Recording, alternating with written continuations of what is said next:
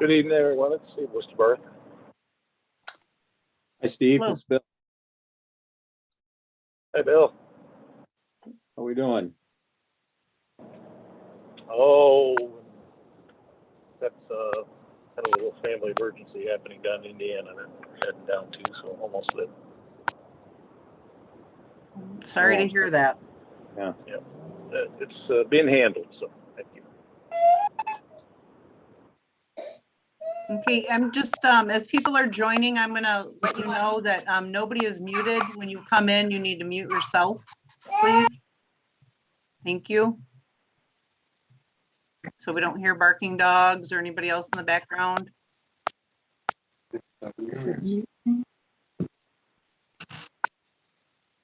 So again, nobody is muted as they sign in. You're gonna need to mute yourself, please.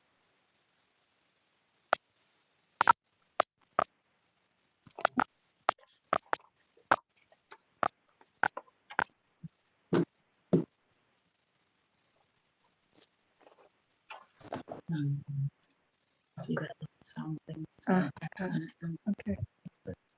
And I can't. Yeah. Oh, you guys can do that. Okay. Is that all right, Paul? We'll get back to Okay, that. and as a reminder, everybody needs to mute themselves unless you are a board member. To what? So they Tim get sold. McMaster, please mute. Then you guys can call me. Steve Eiler, please mute. Susan, please mute. See where this Oh, was? aren't we muted? Yeah, see this? No, No, you're not. Mm-mm. No, I thought we were muted. we got a little X by the, Now, are we muted now? are we muted now? No, I can hear you. Hot dog. How come it works? Uh-oh. I can hit mute, I think, but then hopefully you can unmute. I just hit mute, so you should be set.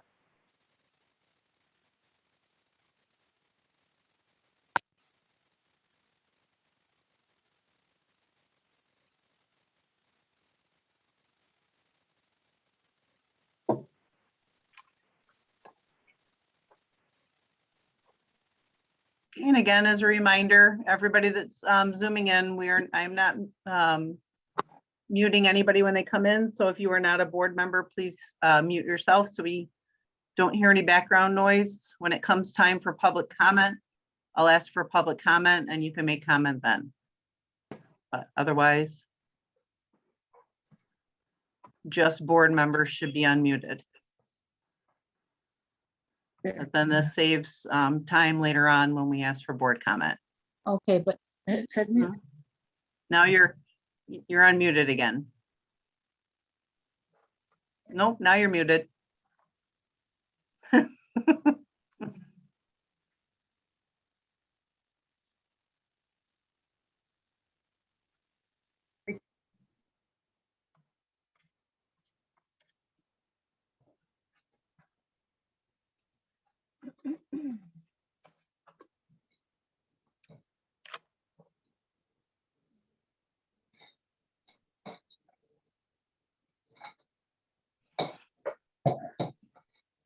All right, we're getting there. Just need to figure out. Okay, again, as the public is joining, please mute yourself as you come in. We're trying something new from now on. This meeting is being recorded in case Yes, they didn't tell you. Yeah, well, and that's already started as well.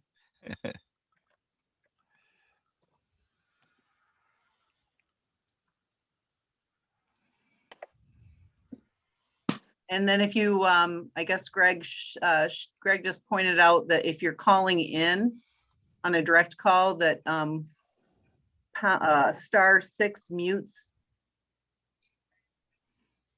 So anyways, if people could just respect that, that would be great. And it also unmutes, *6 does.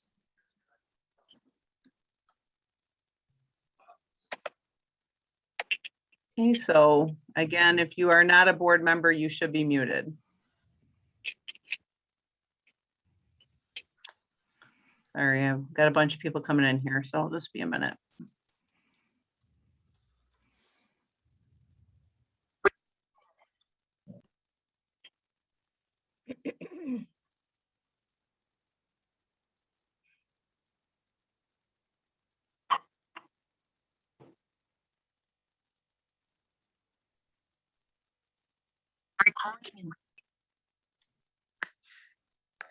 Okay, all right, so I think all the board members are in, are they not?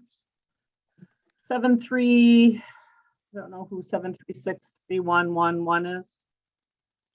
If you could please mute unless you're a board member. That would be *6.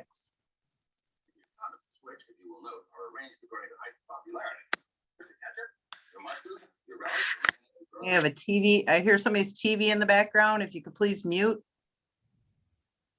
Tim McMaster, if you could please mute. Again, if you're a board member, you should be unmuted. Everybody else should be muted. Just so we avoid any background noise, okay? All right. All the board members are here, are they not? Jeremy, I saw Josh, I heard Bill, yeah. The gang's all here. Wee. Mitch. I saw him on there. I was just gonna say, I was letting people in so early or so quick, I didn't see who all was in and who wasn't, sorry. Tim on, I haven't heard.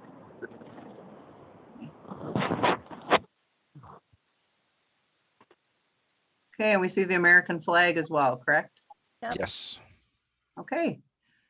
Great, well, I just let a couple more people in. Again, if you are not a township board member, you need to please mute your line either by *6 if you're calling in, or the mute button on the phone.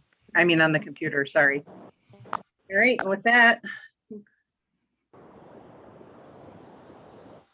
I would like to call this regular board meeting to order on June 14th at 7:04.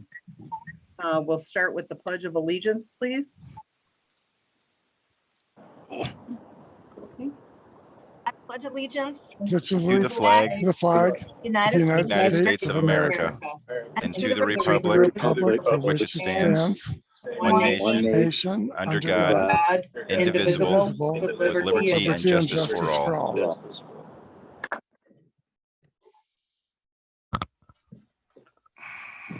Okay, and then roll call, please, Josh. Mr. Cummings, Here. Ms. McGuire, Mr. Spencer, I am here. Mr. Palmer, Here. Mr. Sutton here, Mr. Wusterbarth, Present. Ms. Richards, Here. Okay, oops. Just getting the agenda on. Does everybody see the agenda now? Yep. Okay, thank you. Okay, again, as a reminder, there's a couple new members of the public that have zoomed in.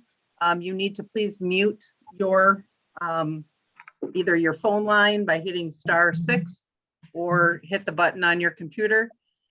Right by your, as your options, hit mute. Okay. All right, with that, sorry, I've let somebody else in. We are now to agenda additions. Are there any agenda additions this evening? I would say there is one. The letter we received today that I pushed out that came from the Lions Club and Rotary Club asking permission for use for their 4th of July community picnic. And I would add that as under other, number 9. Okay. So we'll call that, I think we in the past have always called that community 4th of July picnic. All right. Does that summarize the additions? Okay, do we have a motion to accept that addition? I'll move to it. Go ahead, Go Josh. I'll make a motion to accept the agenda addition as presented. I'll second that. Okay, there's a motion by Mr. Sutton, support by Mr. Spencer. It would. Up to you. Okay, we got somebody that needs to turn off their mic, or I'll find it, I guess. Roll call, please.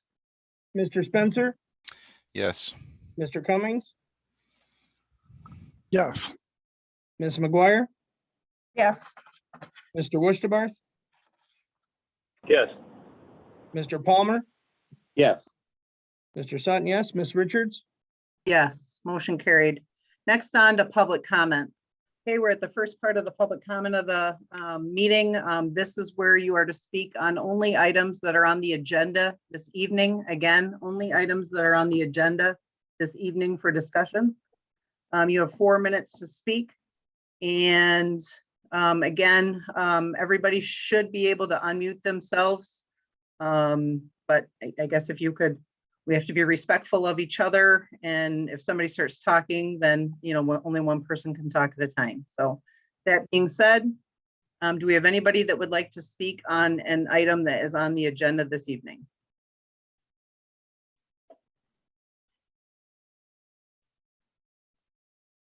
Yes, can you hear me? Yes. Okay, Brian Haley, Oscoda. It is on the agenda. I see we got a letter from Mr. Glass, Historical Society, and Justin Griffiths. And I am in support of that, and I'll work with these guys any way they want to. Maybe we can come together on this for FERTA. Well, what I would like to reference in my brief time of 4 minutes, Oscoda Township Parks Recreation Master Plan 2017 to 2021 on page 44.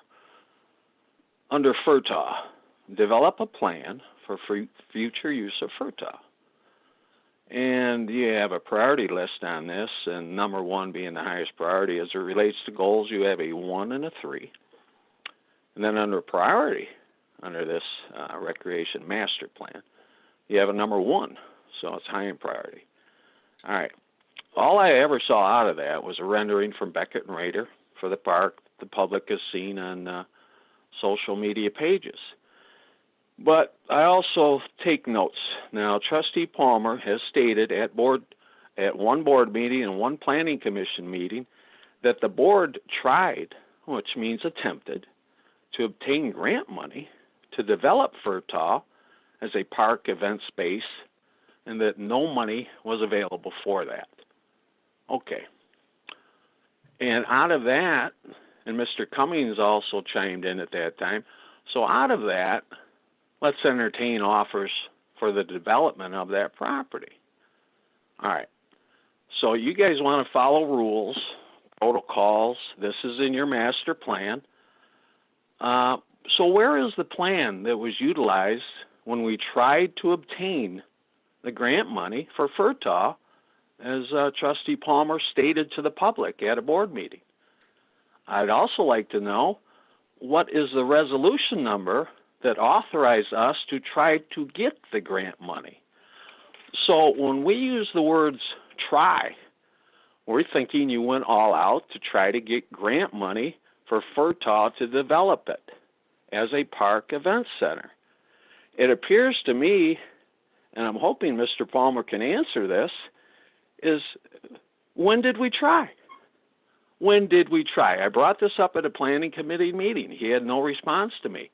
When did we officially try to get money to develop the park as the people want? So we took Mr. Palmer at his word that we tried to get grant money with no plan, with no resolution.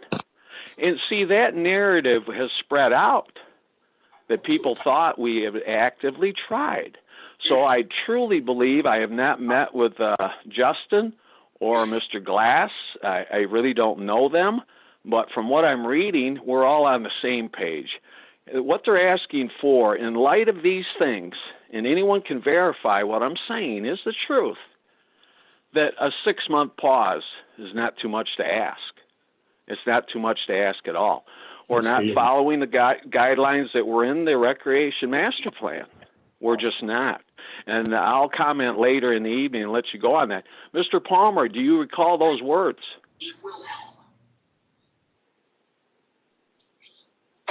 We don't generally answer questions during the public Yeah, I know. comment. So, Well, okay. he can though, because this Oh. is a hey, I'm still on my time, right? How much time do I have left?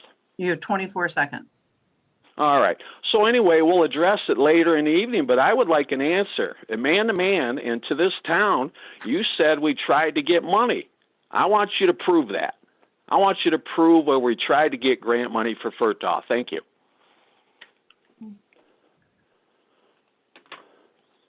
All right, is there anybody else that has, again, public comment in regard to something that's on the agenda this evening? Hi, can you hear me? Yes. Can you please state your name and where you live? Yeah, my name is Norma Wara and I live in Oscoda, Michigan. I'm actually very new to Oscoda. I just moved here a couple days before Christmas. And so I'm coming to this from a different perspective, I think, than a lot of township residents. However, I kind of got thrown into this willy-nilly. You know, Justin, I consider to be a good friend of mine. I've met a lot of people in the community through walking the dogs. Through the dogs, I met a lot of my neighbors, which I normally would not have met living in a big city. And I've discovered that FERTOF Field is a very, very passionate piece of land to long-term Oscoda residents. Now, I'm all for development. I would love to see this town thriving. I mean, I moved here, I live here year-round now. I plan on retiring here. And I would like to see services, but at the same time, I recognize that the town needs some green space. And there's very little green space as you drive through town. A lot of people that I talk to, when I've talked about moving here, they go, why Oscoda? There's nothing there. And that's the perception that a lot of people have. There's nothing there. But everybody knows the Paul Bunyan statue. I say, oh, you know, I'm walking my dog at FERTOF Field. I go, where's that? You know, the Paul Bunyan statue? Yeah, we know where that is. So it's a landmark to a lot of people outside of the Oscoda area. Now, I did go through the 2021 master plan in a lot of detail. And when Justin and I'm sorry, I forgot the gentleman's name, from the Historical Society presented me with this idea of moving the Historical Museum to FERTOF Field, I thought that was a fabulous idea because it meets two of the goals that were in the master plan. First of all, goal number 2, telling our story to market the community. And in the master plan, it says we have a variety of natural resources and open spaces that people like to visit and vacation with and use. And I know that that piece of property is used for festivals, craft shows, you know, sports. There's all kinds of uses that it's been used historically. And I think to put that historical museum there with, you know, other interactive activities that are good for families, good for tourists, I think it's an excellent plan. They just need more time to get it together. And I also think it meets with goal number 3, which is protecting who we are, protecting our natural resources. So I think by giving Justin and the Historical Society 6 months' time to put a plan together that would be acceptable to the community, as well as meet the goals that are in the master plan for 2021, I think it's a great idea. I think it's fabulous. And I really hope that you give us a chance. Okay, thank you, Norma. All right, would anybody else like to, again, speak in regard to an item that is on tonight's agenda? Either use the raise hand feature or you should be able to unmute yourself.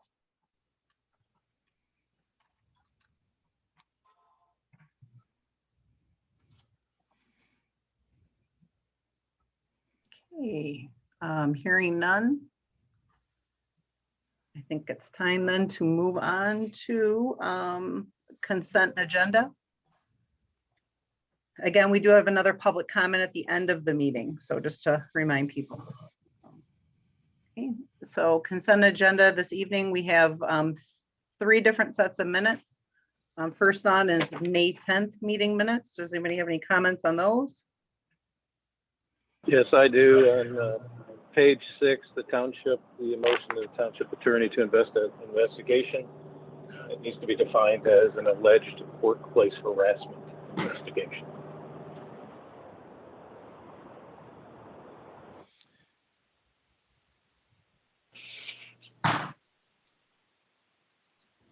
So you mean in the topic itself, Steve? That was the motion. I just want to clarify. Okay.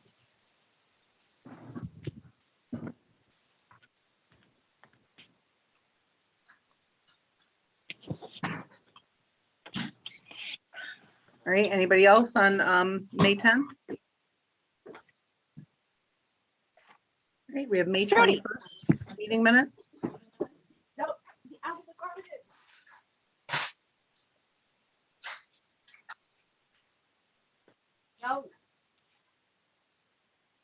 Any comments on May 10th? Okay, there's a few people that are not muted that are not board members, so I am hitting mute now because we've got some background noise, so.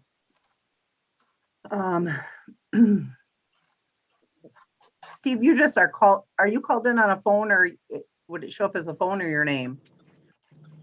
Should say Steven's iPhone. I'm on a phone for about the next 10 minutes. Okay. I just don't want to make sure I didn't click you off, sorry. Okay. Thank you. Yep. All right. So nothing on May 21st. There was quite a few changes to May 24th based on discussion at Friday's meeting. Did everybody get an opportunity to review those? Or are there any comments?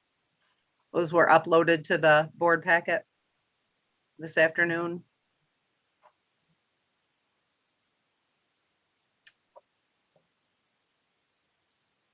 Bill, did they concur with your notes?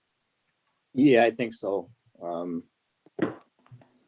didn't get much of a chance to look at that this afternoon, but I'm going through it now. It looks like most of the corrections were made.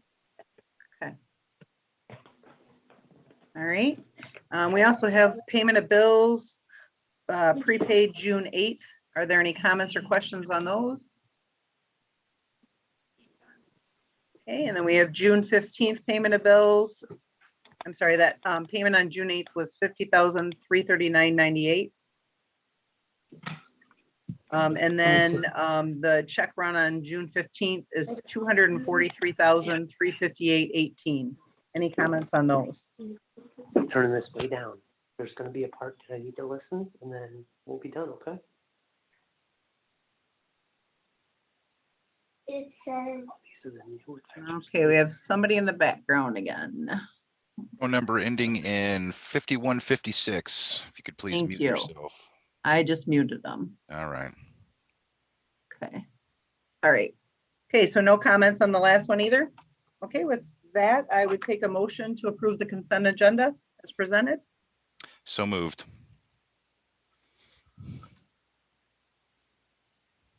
Is there support? Support. Okay, there's support. I'm sorry, there's a motion by Mr. Spencer, support by Ms. McGuire to approve the consent agenda. Roll call, please. Mr. Wusterbarth, Yes. Ms. McGuire, Yes. Mr. Cummings,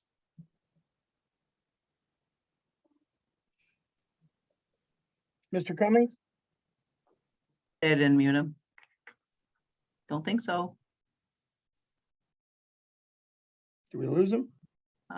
He was on as him. I know that sounded stupid, sorry. He was on like, I mean, not as somebody else. He was on, no, he's still there. Well, He's showing muted. oh, I just asked him. I didn't there we mute go. him. Sorry about that. I didn't mute him. There we go. It's okay. It's all good. No All problem. right. I was saying, Josh, yes. Thank you. Mr. welcome. Sutton, yes. Mr. Spencer, Yes. Mr. Palmer, Yes. Ms. Richards, Yes, motion carried. All right, we don't have any subcommittee reports, correct? Then moving on to the superintendent's report. Mitch, first on is the interlocal agreement for the IBT. Okay, this document involves the interlocal agreement surrounding the Iron Bell Trail as it traverses across our county. And it's in regard to its operation and maintenance. This document was generated by Plainfield Township, and still as of this writing, unless Mr. Friel is on the call, I had not heard that he had fully reviewed this document. So it's the recommendation that the board would approve the interlocal agreement regarding the IBT, subject to legal counsel review and sign off on the agreement's language. I see Mr. Friel on the call. Yeah, I'm here. And Mitch just summarized that accurately.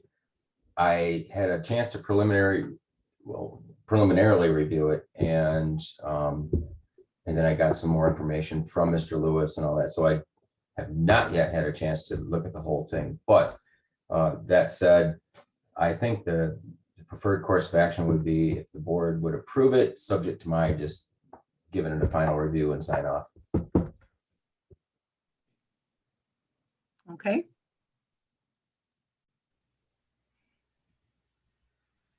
And I would just point out for everyone's information, this agreement is required under the U.S. Forest Service requirements. They want to know who's going to maintain the trail. And this sets up that the IET will be responsible for maintenance. The IET is raising money for future use by the various townships. Right now, there's 3 townships that are involved. In the future, could be possibly a 4th. Baldwin Township may join this if we get to the extension of the trail down through Baldwin Township down into connect the path down in Tawas. So it's important that we approve this so that we can check that box off with the U.S. Forest Service, Consumers Energy, and the other various partners that are property owners that this path will be traversing over. I agree. I think it's going to be okay. Well, then I move to approve the interlocal agreement surrounding the Iron Bell Trail and its operation and maintenance pending council sign off. Support.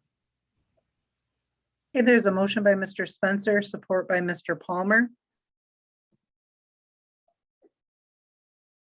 Roll call, please. Mr. Palmer, Yes. Mr. Wurstabarth, Yes. Ms. McGuire, Yes. Mr. Cummings,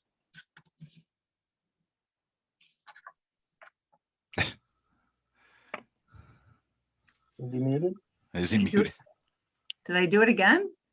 Is he on a phone call? He usually calls in on his phone so he doesn't lose connection. Oh, shoot, that's probably me then. What's his phone number?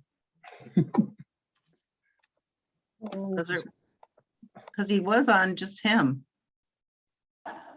Because there was some background noise, so I, muted on the computer. He's on. huh? He's on. Phone number ending in, well, I don't even see it on there. I was trying to find it. Should be 3322. Yep. I mean, that's what I have as a cell phone anyways. Sorry, Tim, if I did. He's showing it's muted. Well, where are you guys even seeing him? I'm right here. Oh, There he really? is. Well, I didn't do anything. I understand. I know. It's just I'm having some rough time with audio, I guess. Very Okay, I sorry. was gonna say I didn't click or unclick anything. So that was not me, Tim. No Sorry. problem. It keeps going back to muted. I don't know why. All right. Okay. Anyway, so anyway, the answer is yes. Thank Okay. you. Thank Mr. you. Sutton, yes. Mr. Spencer, Yes. Ms. Richards, Yes, motion carried. Okay, moving on to interim superintendent appointment. Mitch? Or Steve? Not sure. Well, there's a resolution on the agenda regarding this, so I don't know if you want to talk about it here or you want to talk about it at that point in the resolution. Well, I guess the action is the resolution, correct? Yes. Okay, which did you prefer, Steve? We can postpone to the resolution. That's fine. Okay. All right, then going on to 2021 DWRF bonds invoice. Do we need to table that with a vote since it's on the agenda? Oh, that's a good point. No, I mean, generally it's it's just usually we have sometimes information about a resolution that's later on in the agenda where you act. So no, we're acting on that during the resolution period. Okay. I mean, we did the same thing kind of for the Venetton weed assessment. We had a resolution on the agenda and we discussed what it was going to be about. So, Yep. Should be fine. Anyways, 2021 DWRF bonds invoice. So this invoice is from Baker Tilly for services related to the 2021 WRF bonds. It is still my recommendation the board approve this invoice in the amount of $14,500 to be paid from 591-000-800.300 contracted services other. Okay, any questions or further discussion? You talked about pulling that from the sewer fund instead of the drinking water fund, and now it's in the contracted services other. It's not a sewer. That's not.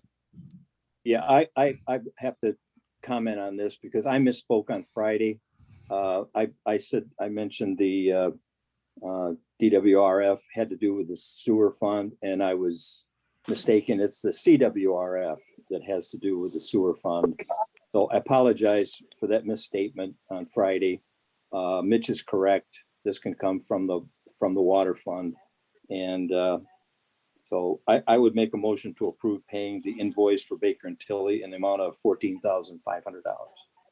support. Okay, there's a motion by Mr. Palmer and support by Mr. Sutton. Roll call, please. Ms. McGuire, Yes. Mr. Wishtabarth, Yes. Mr. Palmer, Yes. Mr. Sutton, yes, Mr. Spencer, Yes. Mr. Cummings,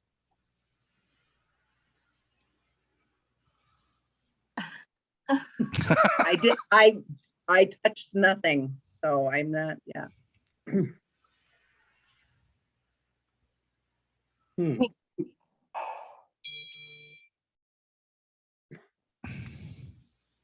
Mr. Cummings,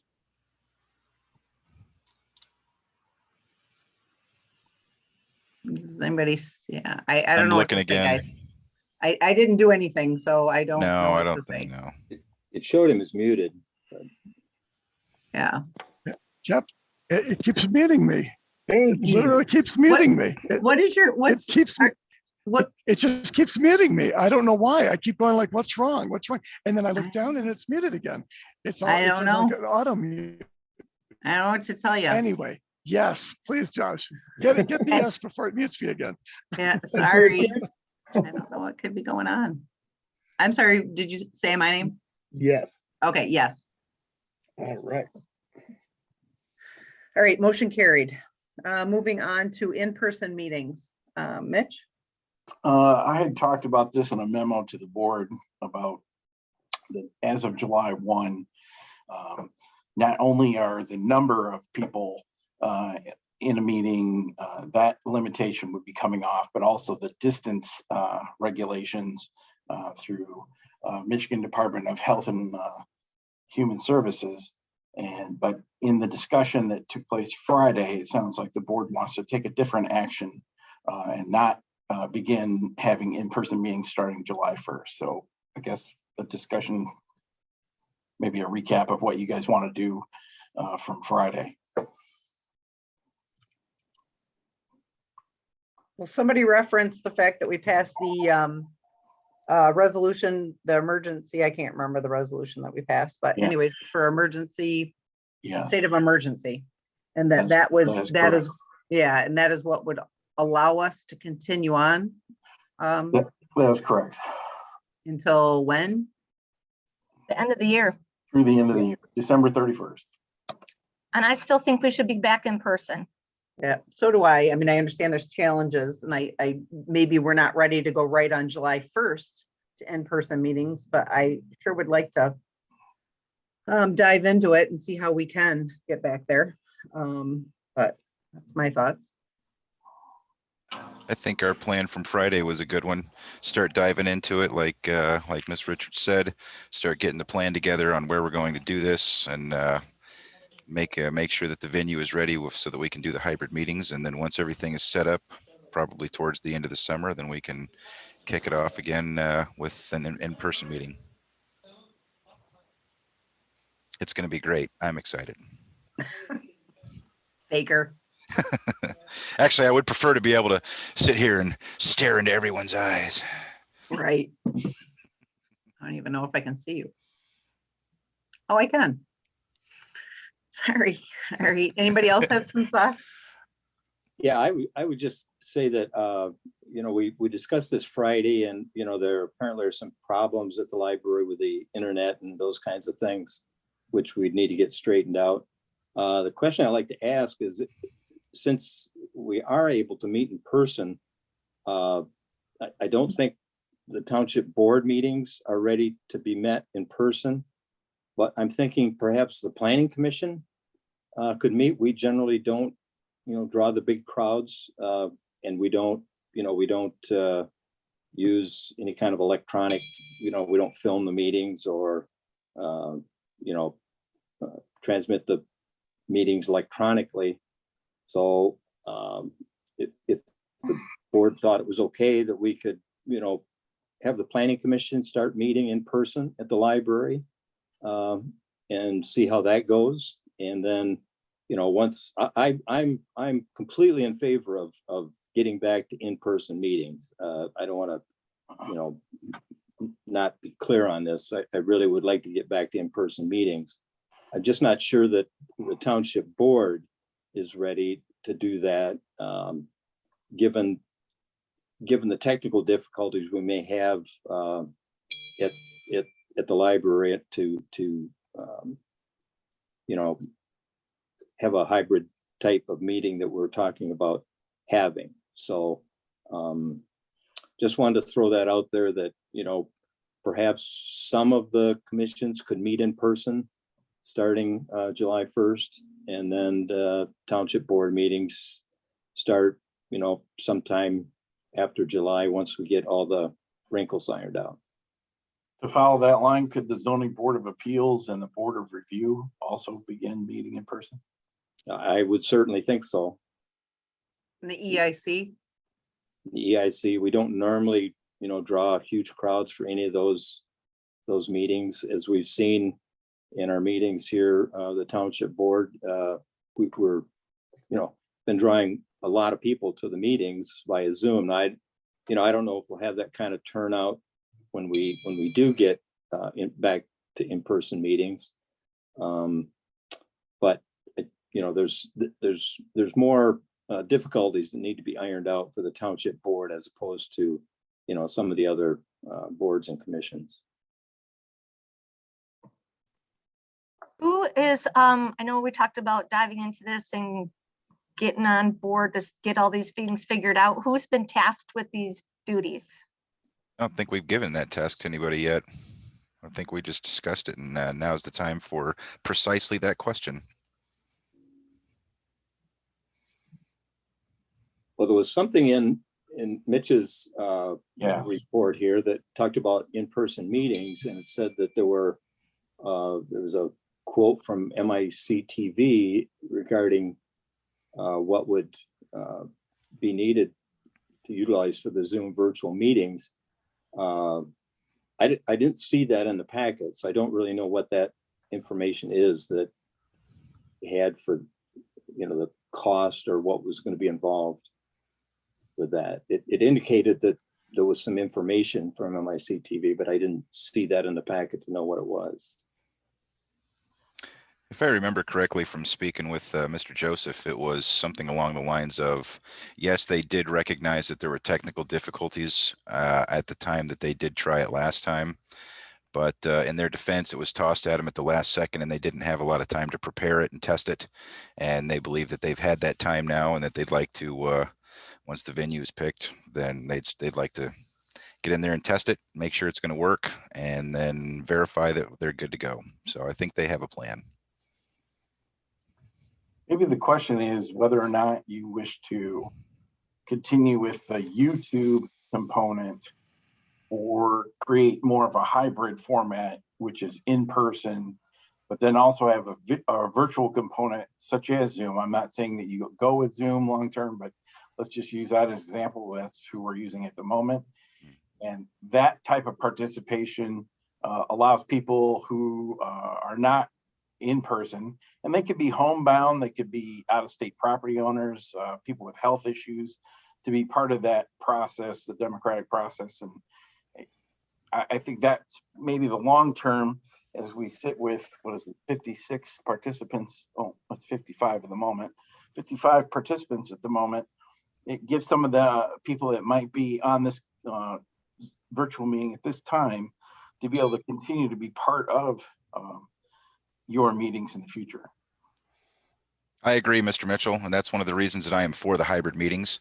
But to that end, if we're going to have, you know, someone that's on the Zoom side do a public comment, we're going to have to figure out some procedures on how we're going to do that, how the public is going to hear what they have to say as well as the board. And those are the things that I think that we need to work out. I think those are the things that Jamie's asking about, the venue, getting the technical details worked out so that we can do the hybrid meetings, and then we'll turn them on. I guess I would look at almost, I'm not sure that with the YouTube, what the value of that is, if you can. That's up to MIC TV. We don't care if they put it on YouTube or not. We want the video. We want the video recording of the meeting so that we can post it on our website for review. If MIC TV wants to post it on YouTube, that's up to them. Well, we did have it. They were posting it live to YouTube so people could tune into the meeting live. And we're going to have to decide if we want to do that. I mean, we're probably, I mean, if we're going to have a hybrid, then we're going to be broadcasting the meeting in one way, in one fashion or another. And whether or not we want to do it live on YouTube or just have people log into Zoom or whichever platform we're going to use. You know, I mean, we've got lots of questions swirling around, and we're going to have to pick some people to make some choices. Jeremy, you said they were already looking into that MIC TV and they felt ready to go in and start testing. They felt ready that they're ready to start doing the hybrid meetings, but there are still questions abounding as to, you know, are we going to put up a television so that the people on Zoom may be seen and heard by the physical attendees? You know, there's things that are floating around on how does the board want this to work so that they can set the technical side of it to accommodate that. So maybe do we need to take an action on this to set a meeting with them at the location we want to use so we can start getting that process done? I guess that's what we're sitting here discussing. I don't know if we want to just say, you know, start working on it and figure it out, or I mean, who do you think, you know, or who does the board think should be, you know, kind of placed in a position to look over that, check it out, test it with them? Or should it even be someone from the board, or should it be someone from the township? I don't know. Jamie or Josh, you got any ideas?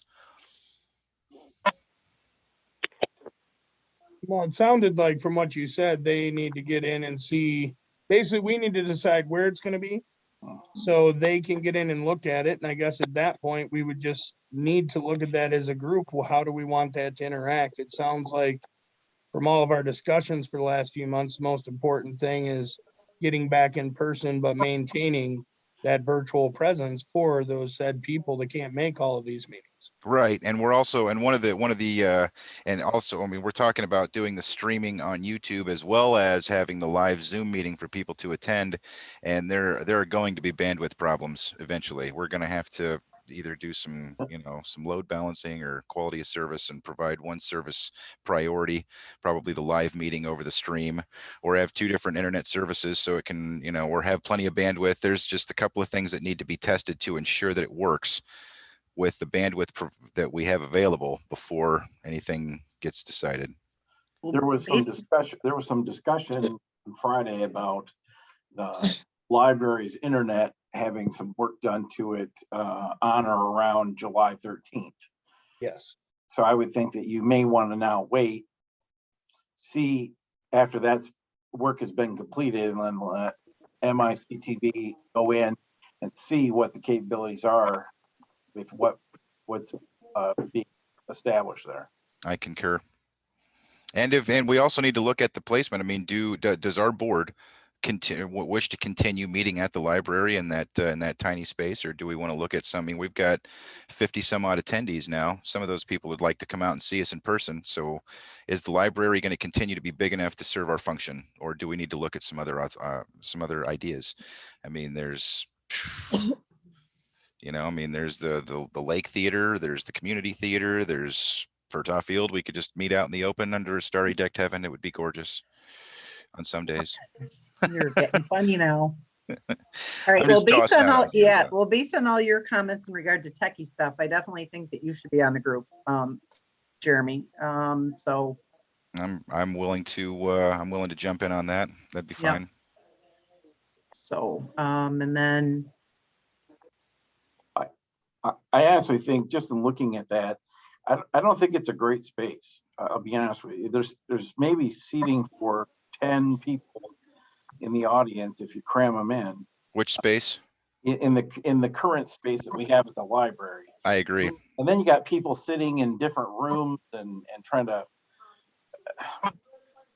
That does not seem like a great way to bring people into the fold of the meeting. So a better location or a different location, whatever it is, could be Warrior Pavilion for all, but something where you've got a better ability to bring in more than just a handful of people at a time. Because if you have a speaker or two, or say Row Engineering shows up with a couple of engineers, you may have seating for maybe 5 or 6 other people. That's it. Well, I think, Mitch, you're not looking at that. We've had meetings, and if there's not going to be a 6-foot containment area that we have to follow, that we can go back to meeting the way we were, we would put in that library meeting room that we had, we would have 3 rows of seats across there. We could have 20 to 30 people in there. And then on some meetings where we thought we were going to have overflow, MICTV put a big TV screen in that room between the meeting room and the door, and we'd have people sitting in there. But we have had on a just regular meetings, we'll have 20, 25 people in the room. I don't know what the regs are, but to me, I'm concerned about the fires, the ability of fire escapes. There is one door there, and it's kind of, I'll call it semi-blocked with a table. And then from a fire marshal, is that how many people should be in that little room at a time? That's another examination, I think, long term, I'd want to take a look at. okay, well, it sounds like we need to have a little, not a little, but we need to form maybe a subcommittee, or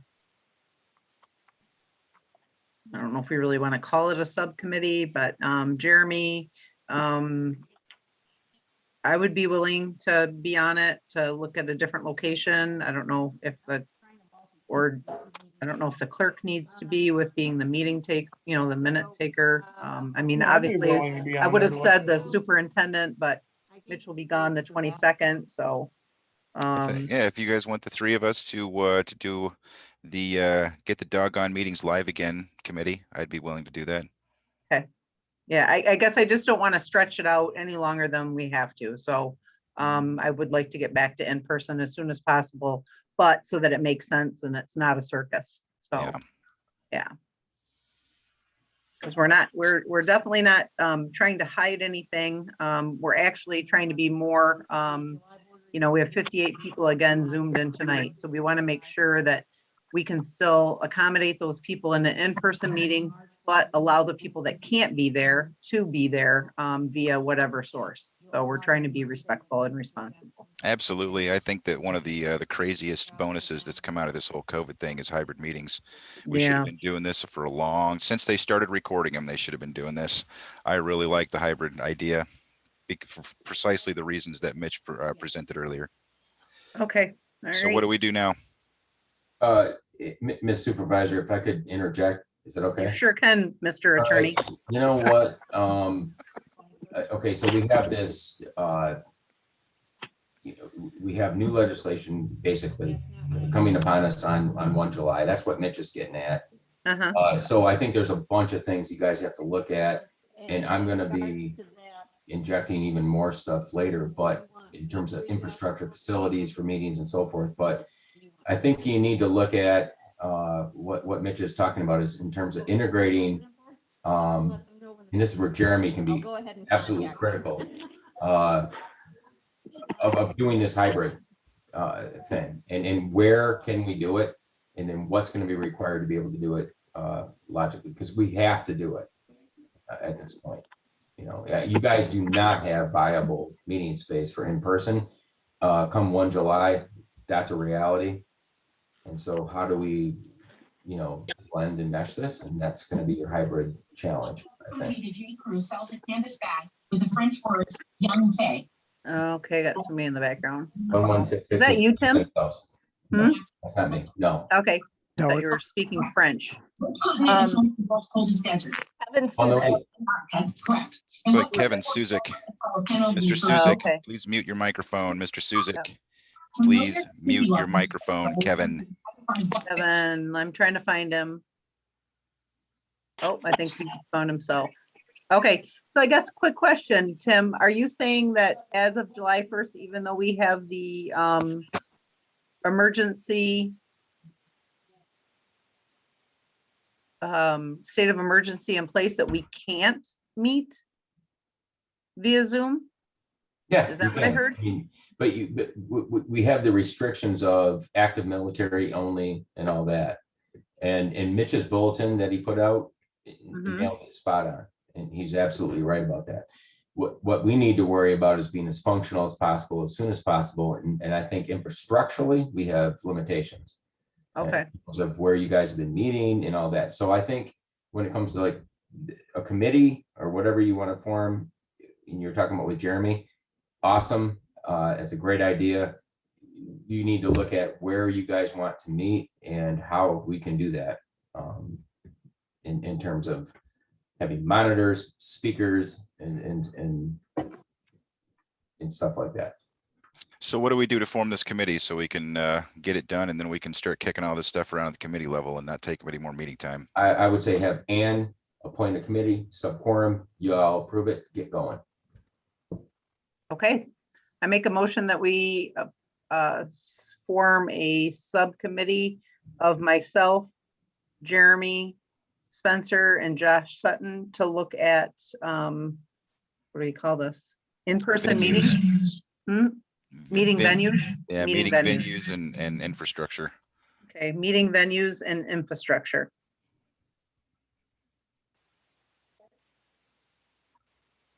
Do I have support?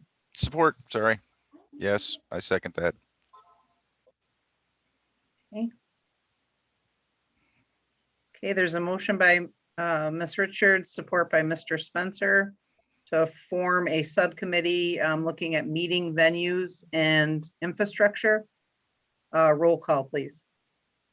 Mr. Palmer, Yes. Mr. Sutton, yes. Mr. Wurstabarth, Yes. Ms. McGuire, Yes. Mr. Spencer, Yes. Mr. Cummings, yes. Ms. Richards. Yes, motion carried. Okay, and just as a friendly reminder, we've had people zoom in and out during the meeting. If you are not a board member, please mute yourself either by way of the computer, by hitting the mute button by your name, or *6. Or we will publicly shame you. or we will, or I will just mute you myself if I hear noise. How do you like All that? That's a little bit nicer than Chairman. Okay, next on, we have a placeholder for Lake Street Development Site MOU. Todd, I believe you're on the line. I am here. Okay, All right. So you, by now, I think on Friday, you received the MOU that we drafted between the attorney and myself and reviewed by the EIC. So we bring this letter before the board. See if you, I guess if it meets your criteria from the last meeting, and we can continue down the path of evaluating the Lake Street redevelopment site for a Holiday Inn Express. okay, is there any questions for Todd or further discussion, or is there a motion? I would make a I make a motion motion that to we approve the, approve the go ahead, memorandum. Bill. I would make a motion to approve the memorandum of understanding as presented.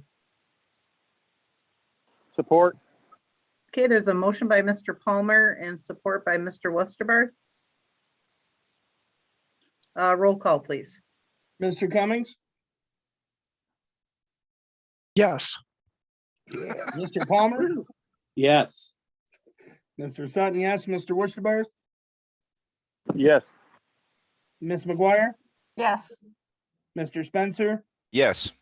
Ms. Richards, Yes, motion carried. Next on is the cost of living suggested payroll increase.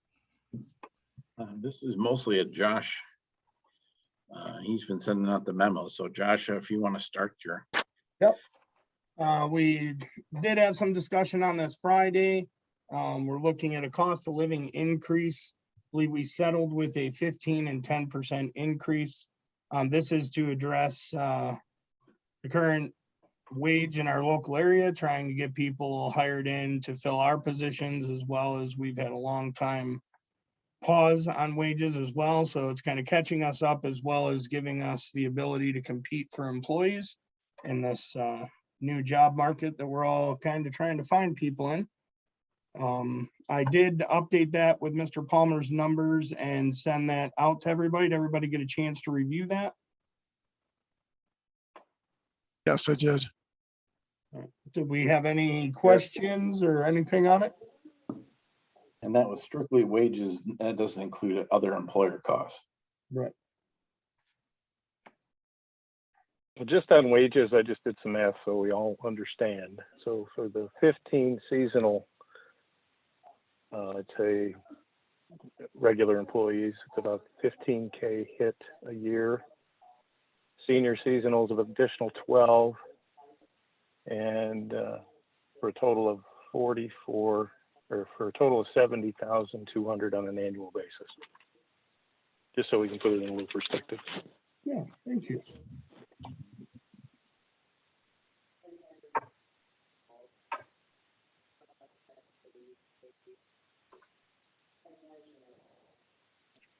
Any other comments, questions, discussion?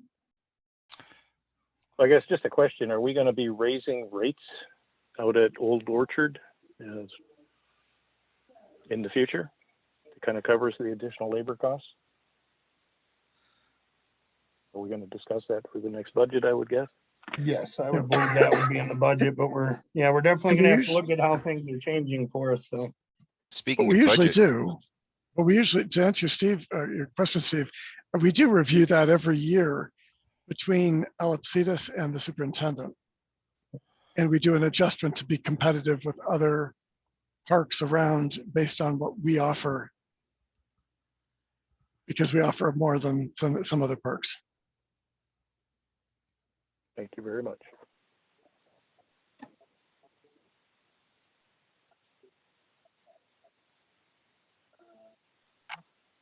Do know that if you proceed, this is likely a budget amendment to make this happen.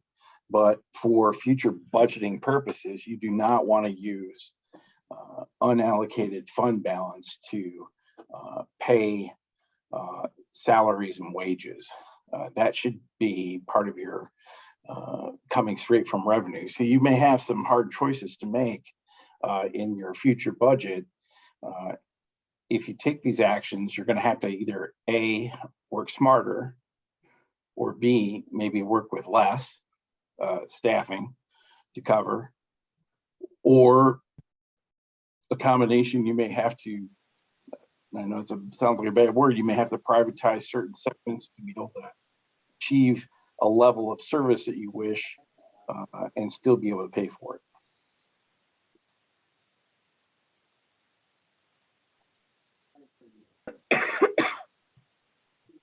So, Josh, are you proposing implementing all these? Yes, that would be across the board for the township.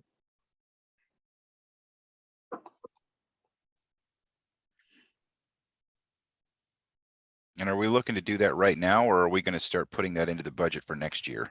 We would look to do that now. The issue is that we like everybody else have been hiring for months.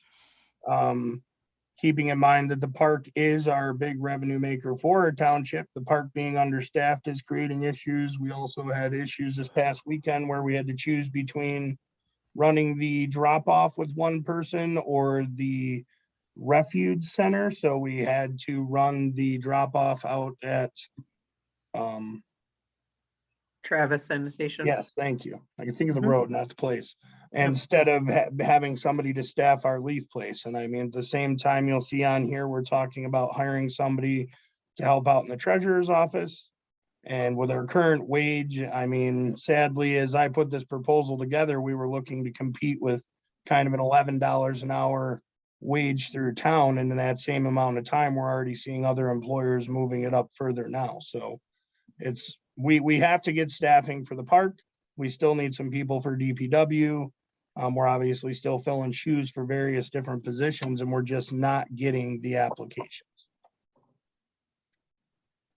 Well, and I mean, I hate to say it, there's no guarantee with raising the rates that we are going to get anybody. I mean, McDonald's was at $11 an hour for how long? And then they just raised to $13 an hour. So I would assume they did that because they were still struggling. So. Yeah, it's really, I mean, it's trying to get people as we're coming off this unemployment. That's really what we're competing with. And we're at a point where our services are being affected across the board. I know Al has expressed concern with being short out at the park. It is wearing people down. Now we're into a portion where we're paying overtime because we don't have people as well. And our overtime is limited and budgeted per department, so that will run out at some point. At that point, what option do we have to run the park when we can no longer extend overtime or anything else? So I know it's not a fun issue, but this is one of those where the can got kicked down the road, and unfortunately it is now before us. And with the current circumstances and the economy and everything else, we do have to take a look at getting something done to make us competitive to want to work for as well. Well, I think we ought to separate it out between seasonal and senior seasonal, just the temporary employees at this point in time. And then the full-time employees involve a whole other discussion that should happen during the budget process. Just my opinion. Yeah, the big thing there is we don't want to slap people in the face, Steve. That was my concern in going over this for 2 weeks. And I know Mr. Palmer said we should have done it a month ago, but that is the true issue of, I mean, at that point, we're kind of telling our employees to go ahead and quit, wait for us to adjust the wage and then come on back. We don't want to just solve one problem. We know there's an issue across the board. In order to do this, I also had to talk with the police union because we are still seriously underpaid over there as well. So it's not a one size fits all solution. I think we're still going to have to get through the budget and address increases in different areas where we've been lacking. But as a whole, we are looking at some serious losses and even potential losses in our police department as well due to how low our wages are. Yeah, And I that's appreciate another that, Josh. concern. Yeah, I'm just kind of giving you guys the overview. All roads end here. So it says everything comes in. We've got, I hear a couple guys may be looking to leave the police force. There's some opportunity with state police. I mean, there's just real world issues we have to look at, and this pay, that's why this pay was kind of township wide, is we have returning employees, we have current employees, and unfortunately the prices going up are driving other townships, other police forces to increase those wage and benefits as well. So I mean, we can't really move one way without hurting somebody's feelings. So the only way I found was with presenting this, and that's where Bill, we kind of worked out where the full-time having benefits gets that 10% increase, and then our seasonal and part-time who don't get benefits would see that proposed 15% increase for their time. Yeah, because we have a sort of a two-pronged problem here. The number one is that, you know, with the wages that we are currently showing, we're not able to attract employees. And then as other businesses and other agencies increase their prices to try and draw talent, the concern is we could lose some of the very talented people we already have working here at the township that have worked here for a long time and have a good many skills. That, you know, they're here to earn a living, and with other places increasing wages to draw talent, we could potentially lose employees that we already have, much less, you know, unable to attract new employees. So I think it's important to raise their wages. You know, we were concerned earlier, you know, a year ago that the state was projecting that the revenue sharing was going to be down and taxes were going to be down and our funds were going to be down. I just saw something recently where the governor announced that they have over $1 billion more than what they anticipated. So, you know, while this is, you know, we have to look at our budget and be concerned with that. If we don't have people to provide services and do the work that we need to have done here, you know, we could be in a real difficult situation. So, and you know, we on the previous board, we had talked about this, you know, 2 years ago about reviewing the entire pay structure for all employees, part-time, full-time, seasonal, and everything, because we felt that the structure was way too low. And for years, there were a number of years where there weren't any increases. And then the incremental increases that we get every year are minimal. And that, you know, the whole structure needed to be realigned.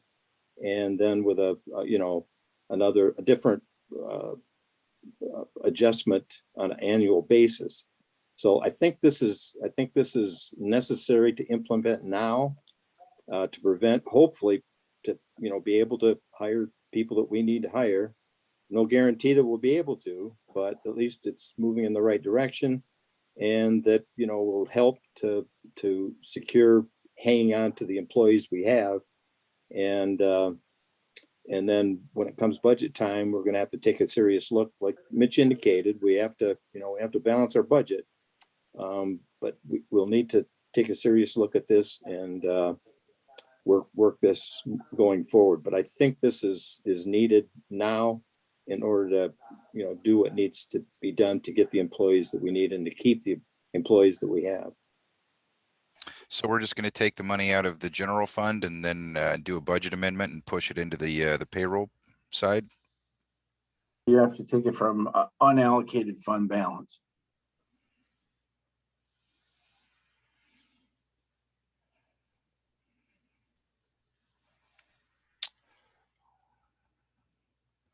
Well, Great.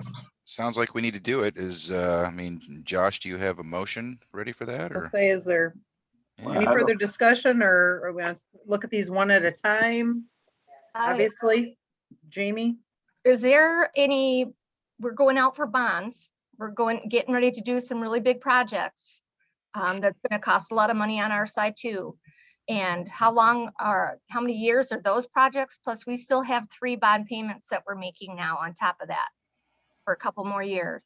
So I just want everybody to understand that it doesn't just affect this year and taking that money out of the unallocated fund balance. It's gonna affect us for a while. And is there any other projects that haven't been finished? Like, I know we've done half of the one out at Old Orchard Park, but the other one was supposed to be done next year. The rest of got kicked to next year. What about other capital improvement things that are on the books that are coming up? You know, fire trucks, things like that, equipment, is there something out there that the fire department is going to have, or are those things that are going to be able to be pushed off for a while until we figure out the wage increase, how that's going to affect our budget? I think you have to talk about in the future, what is your level of service that you're going to want to provide? Are you going to want to provide the same level of service that you are currently? And then that'll determine how many people you want to employ, both permanent and seasonal. Or are you going to adjust that? Are you going to make your level of service lower, which may eliminate positions and eliminate personnel so that you can pay higher wages to those who are left? Or are you going to seek some type of a revenue increase to at least maintain the same number or increase the same number to increase the level of service that you're providing? I think that's an important discussion you're going to have. In I all, want to make a comment. Oh, sorry, I didn't mean to interrupt, Mitch. Go ahead. No, that was it. Okay, I wanted to make a comment about that, though. I don't think this board or the prior board that I was on considered that what we were offering was too little, or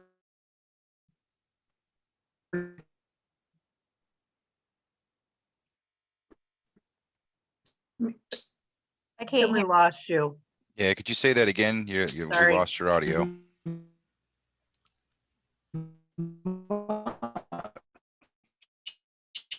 Sounds like one of those Yeah. things that you put in your mouth and go, sorry. Yeah, nothing on your voice. Yeah, it's doing the digital breakup really bad. Yeah. Are you uploading something to a server, Tim? It shows his mic, but there's nothing.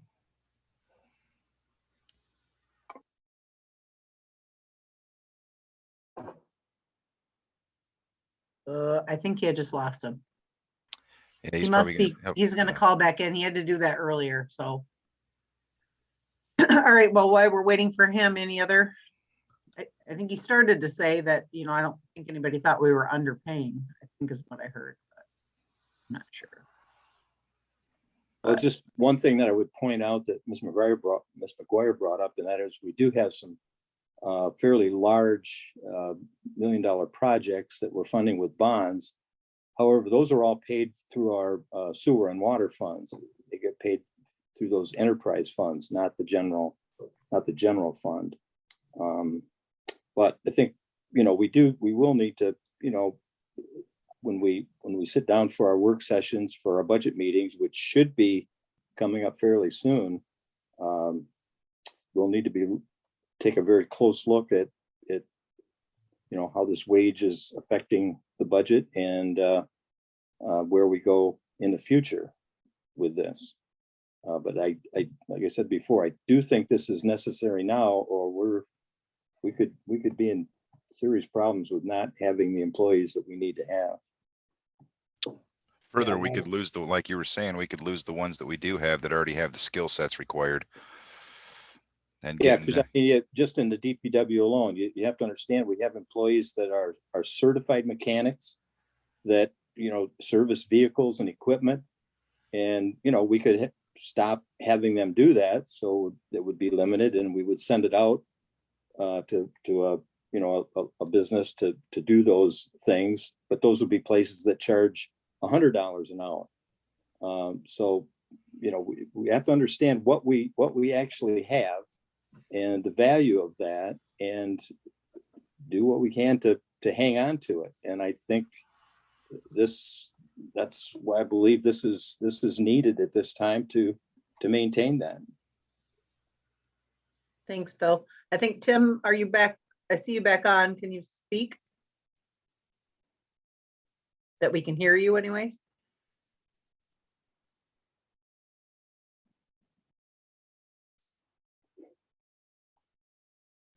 I still don't have anything.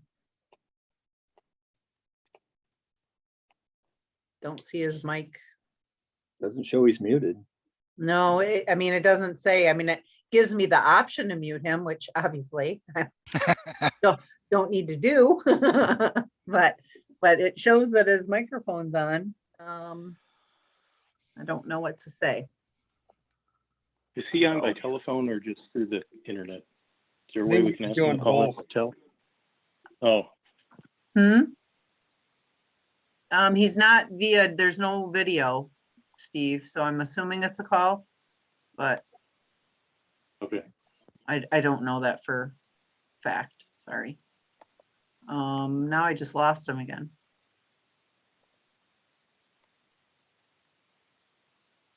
Does anybody still see his name? I don't see it now. No, I don't either. Looking. All right, well, what is what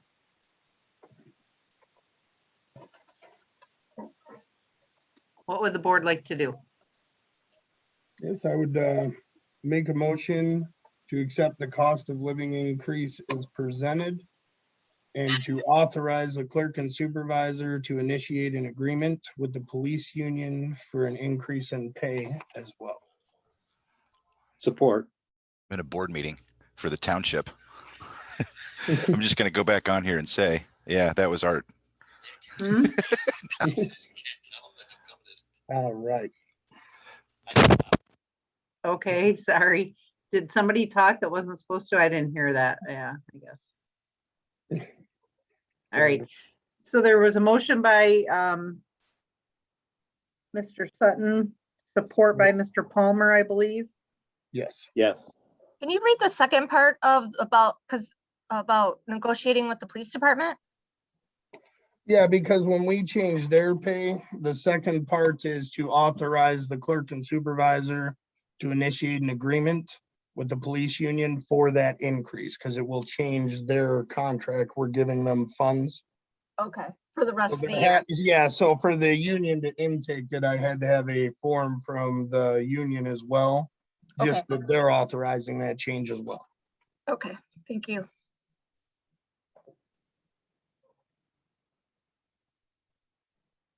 Okay, is there any further discussion? I think we did lose Tim though. All right, I say we ought to give him a few minutes to get back on. Just yeah,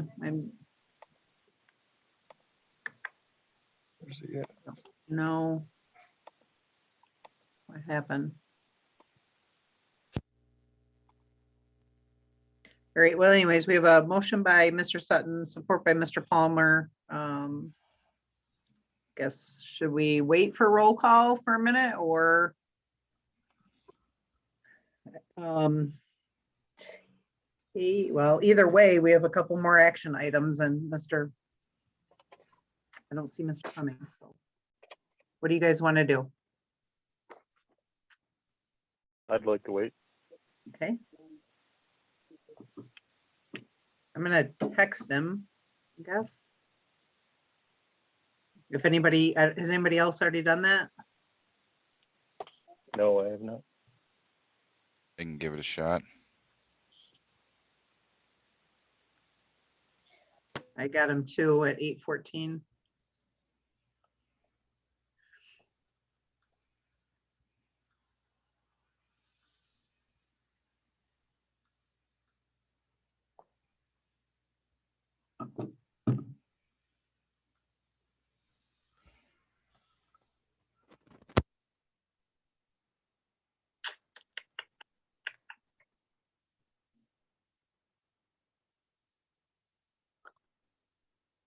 No response to my text.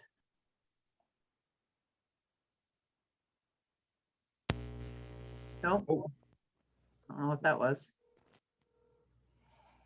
Jeremy, did you get anything from him? It's ringing. He's probably frantically trying to get back, so he's not going to answer us. Right.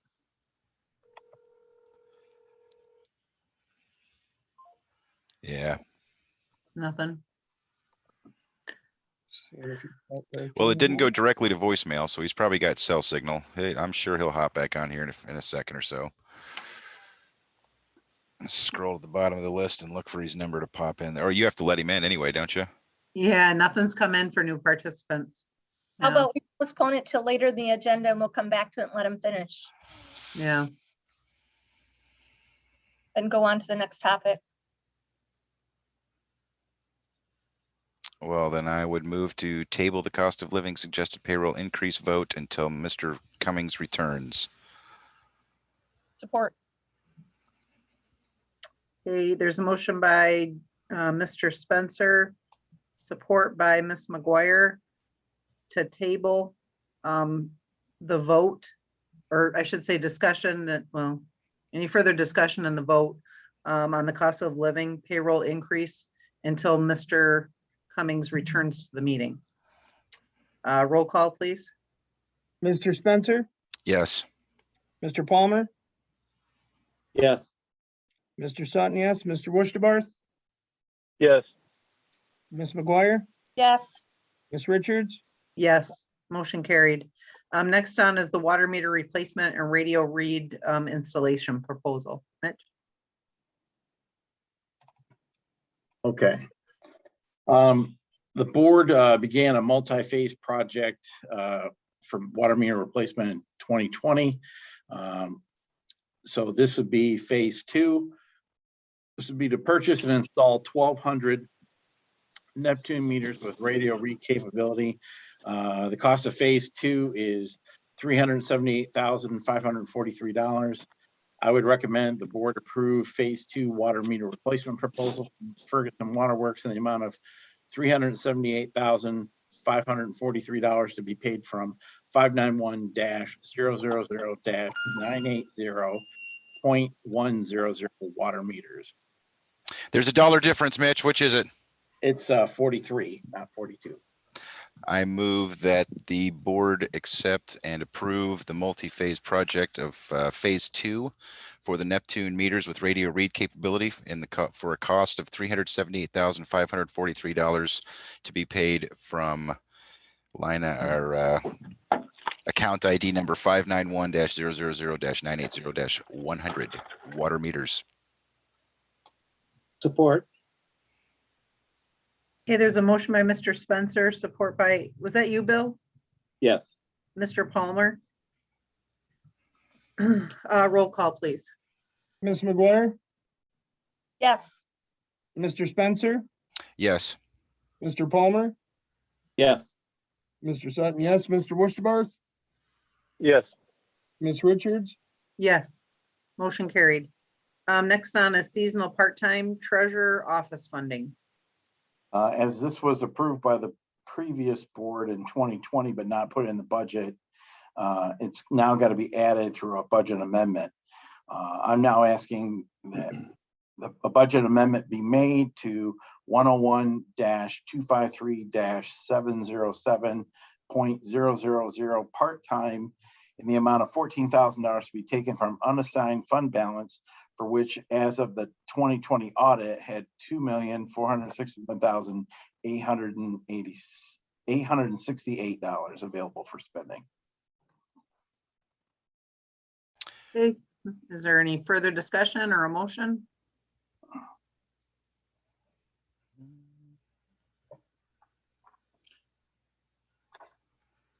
And this amount takes into account that it will be at the higher wage, because I know in past years there was roughly 8,000 that was approved for that. So the 14,000 takes into account the higher wages. It tried to, yeah. Yeah, okay.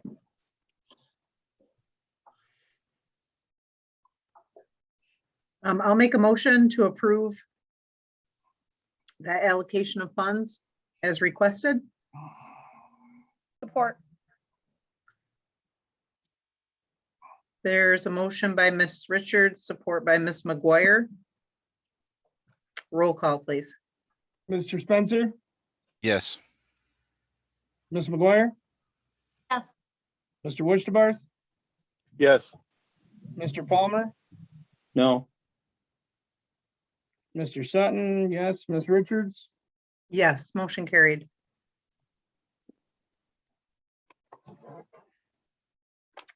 Okay, still no. Tim, just as a FYI, nobody's logged in on participants. Moving on to resolutions. We have resolution 2021-18, appointing the township superintendent on an interim basis. First day with my new mouth.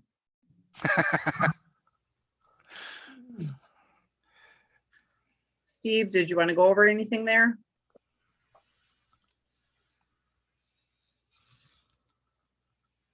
Did we lose Steve too? Hello? Hmm? Sorry, I hit the wrong button. Oh, whew. I'm getting used to *6 instead of just the mute button. In the packet, I submitted a resolution 2021-18 to appoint an interim superintendent. I think there was some issues that was brought up in the work session about having the attorney review it. I believe Mr. Friel is on the phone, and I think he could answer any questions that might be asked.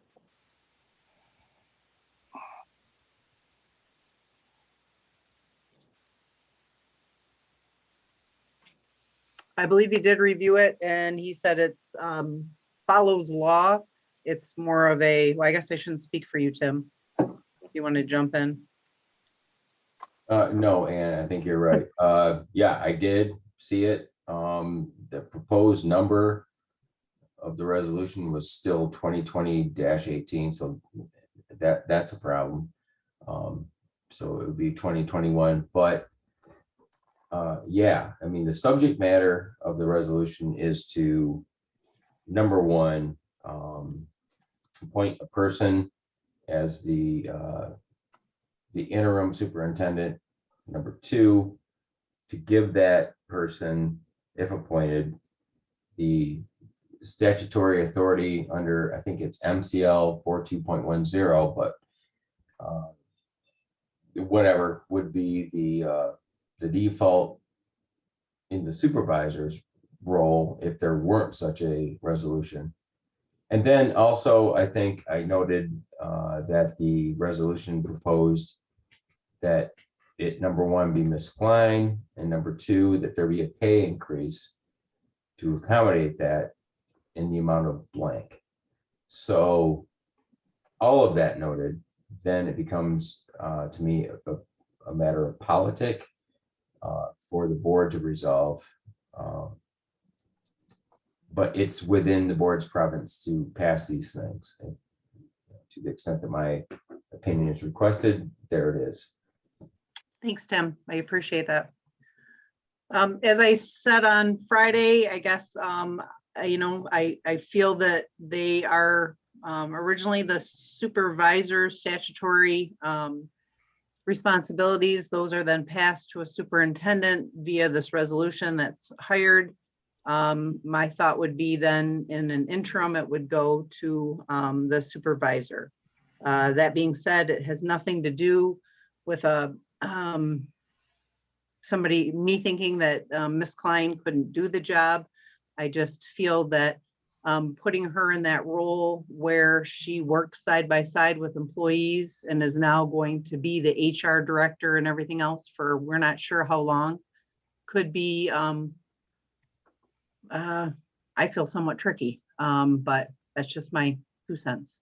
So I am a little concerned how that all falls if they are my statutory responsibilities. I've been told before that if things aren't done correctly, again, not trying to imply that Tammy would not do them correctly, but that I would still be held liable. So there's a lot going on in the next couple months. And I guess I just want to make sure, does that mean if she is handling that role that all emails will be answered by her?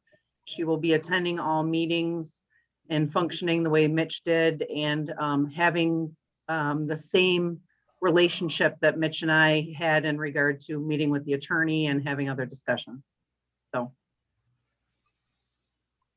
just some It questions. would be all of the above. And the way I look at this is the trustees and supervisor, as all of us ran for office, were part-time positions, including the supervisor role as we hire a superintendent. And I think best for the township is to have a full-time person in there in an interim basis. So that's my item. And I do believe that this is a very important topic that the entire board should be having a discussion. And if we're having electronic communication issues with getting trustee Cummings back, I'd like to table it to further in the meeting to see if he can connect before we act. Okay. I haven't seen him come back on yet, so as a request for participants. Any other board members for comments? I move to table the resolution number 2021-18 until later in the meeting when Mr. Cummings returns. I'll support that. Fingers crossed. Yeah, I haven't gotten a text yet. So there's a motion by Mr. Spencer and support by Mr. Westerbarth to again table this item until Mr. Cummings' hopeful return at this meeting. Roll call, please. Mr. Palmer, Yes. Mr. Wusterbarth, Yes.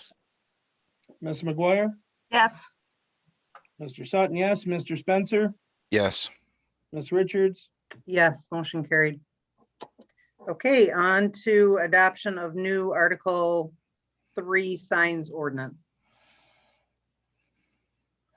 I did not get a chance to speak with the chief directly about the addition that I requested to that ordinance. I didn't realize that he was such an early bird.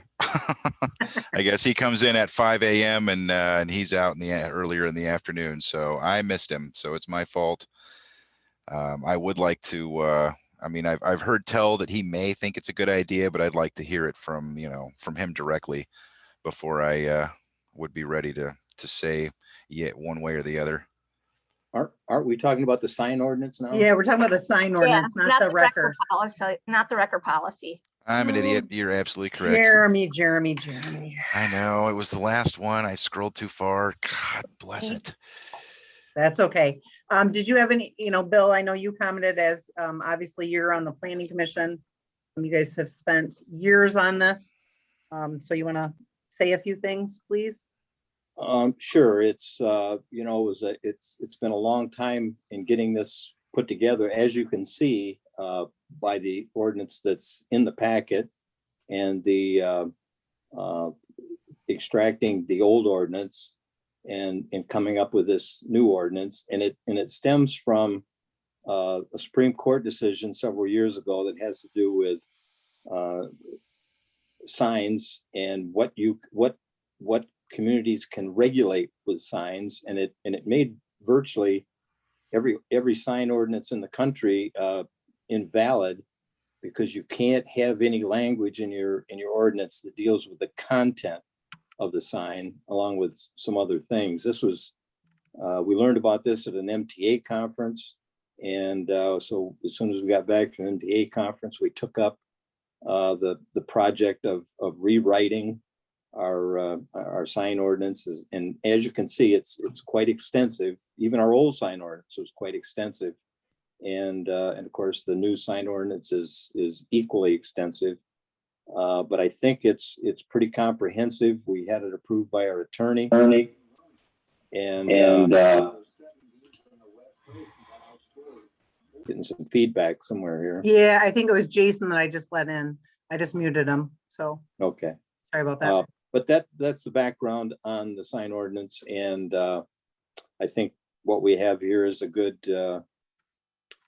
revision of that ordinance. So I would like to make a motion that we approve the new sign ordinance as presented.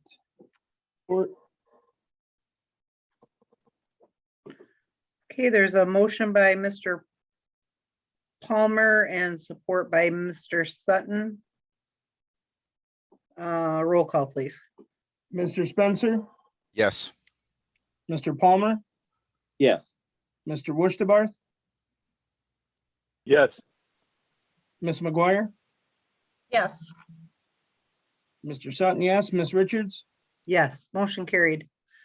Moving on to other in regard to the agenda. The first one is the band shell use request for cardio drumming. Woo. So do we need to make a motion to allow them use of it, since they're just kind of go out there and drum things and then call it a day? Or, I mean, it's kind of public use of the park, isn't it? I think that's what we pretty much talked about on Friday. Yeah. Yep. But we're saying, go ahead, go for it. And rock. enjoy the yeah, rock or bounce. We're gonna or have the however you wanna- cardio fest now. Yep.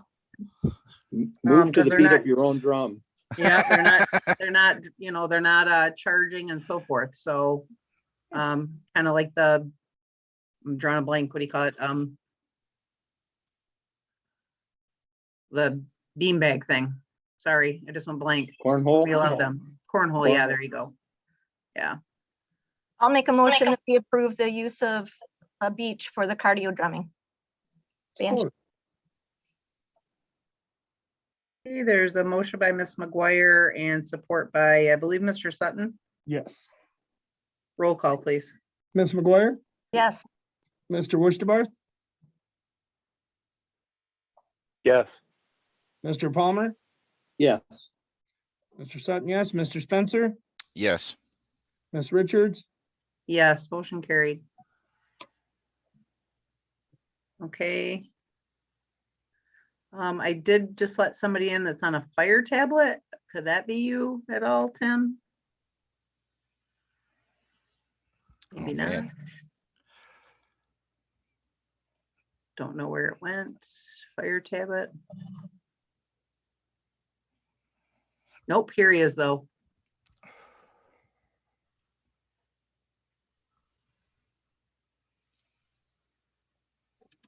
Tim? Yes, and this Hey. has been absolutely ridiculous. I cannot tell you the last time I've had so much trouble. I'm ready to reboot the whole house. Oh, are you still there? I am. Okay, sorry, it kind of cut off abruptly. All right, well, what we Yeah. did is we Yes, go tabled a ahead. couple of items, waiting for you to come back. Thank you. So I guess, do we just continue on with the agenda now or go back to those table items? What do you want to do, board? I'm Let's go okay. back to the What would you table like to items. do? Hmm? Let's Sure. go back to the tabled items. Start with Okay. the First one. All right, so we're gonna go back to the first tabled item, which is the cost of loving. Sure, they will love it, but the cost of living, suggested payroll increases.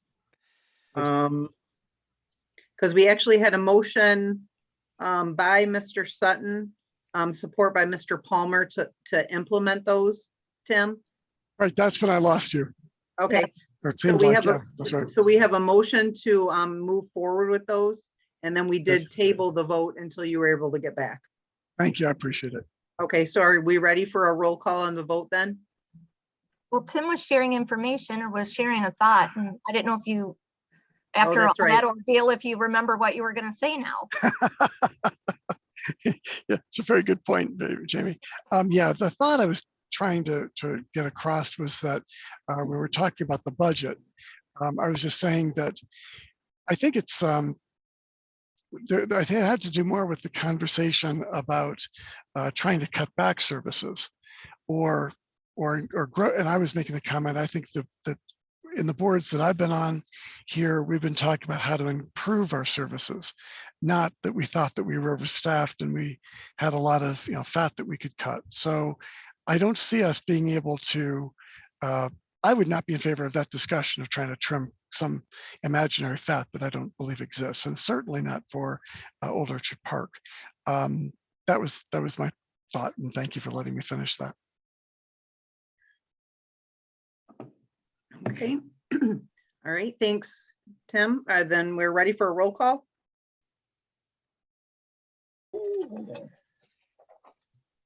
Josh? Mr. Spencer. Did you reread the motion just for us? Come on. Well, Let's hold on. I was keep it moving official. on. That's what I was doing. So it'd be a motion. Oh my God, a motion to approve the motion is presented with authorization for the clerk and supervisor to initiate agreement with the police union for an increase in pay. And something Yes. about I thought there was an agreement or something. With clerk, yeah, it's the clerk and supervisor to enter into the agreement with. Okay, gotcha. Yeah. All right, so are we ready for roll call? Yep. Okay. Yes. Roll call, please. Mr. Spencer, Yes. Mr. Palmer, Yes. Mr. Wurstabarth, Yes. Ms. McGuire, Yes. Mr. Cummings, Yes. Mr. Sutton, yes, Ms. Richards, Yes, motion carried. Okay, the next one that we tabled then, Tim, is resolution number 2021-18, which is appointing township superintendent on an interim basis. We had a little bit of discussion. Mr. Friel indicated that it was more of a internal decision by the board to make as to who to appoint. You know, the resolution itself was quote unquote legal, except for just the title of it needed to be changed to 2021-18. So, and then we had, I myself made a couple comments indicating, you know, basically the concerns I voiced on Friday. And then also, that's when then Steve indicated that he wanted to wait until you were on the line to have further discussion. So here you are. So everybody feel free to move forward with discussion, please. Yes, Tim, if you've missed the discussion with Mr. Friel, if you have any questions for him, I think the time to ask. Well, I like that. I like the summary. If that was fair, if that was a good summary that Ann provided, then I'm good with that. So I guess, well, has the board discussed, I guess, what have we stated so far? I mean, are people Haven't really in discussed favor of this? anything other than Oh, I got it. other than presenting the resolution. There's an open-ended item as to the amount to pay. I see.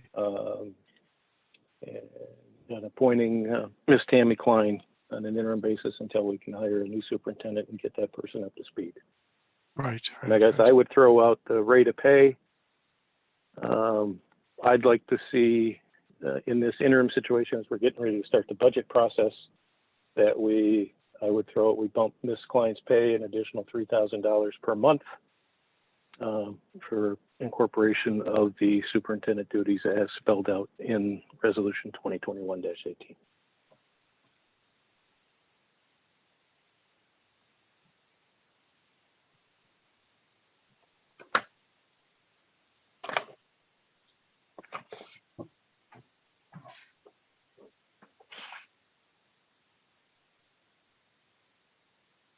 Any further discussion, comments?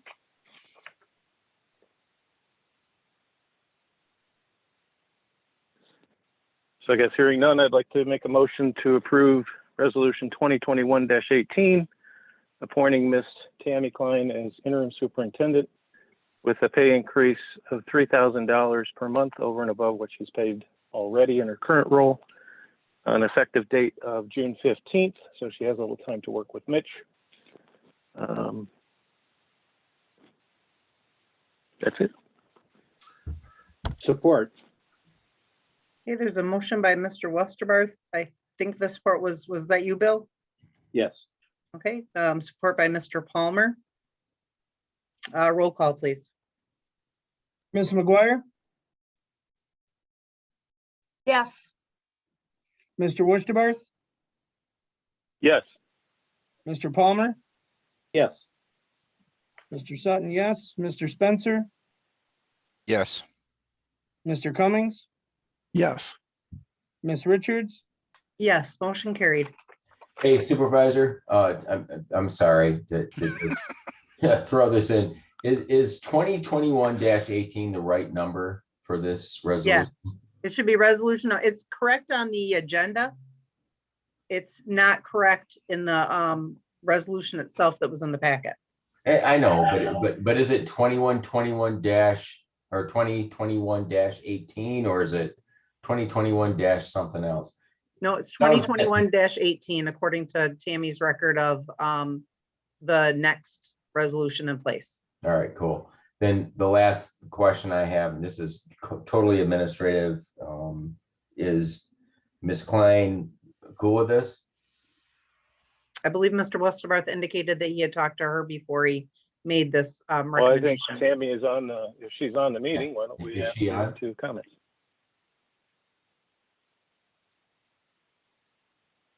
I don't think she has the audio. No. I got it. I got it. Oh, I think I hear her. You hear me? She does You tonight. do have audio tonight. Okay. I had to put my phone on. So, So just for my own inventory as legal counsel is making sure that the, the pond is cool with it.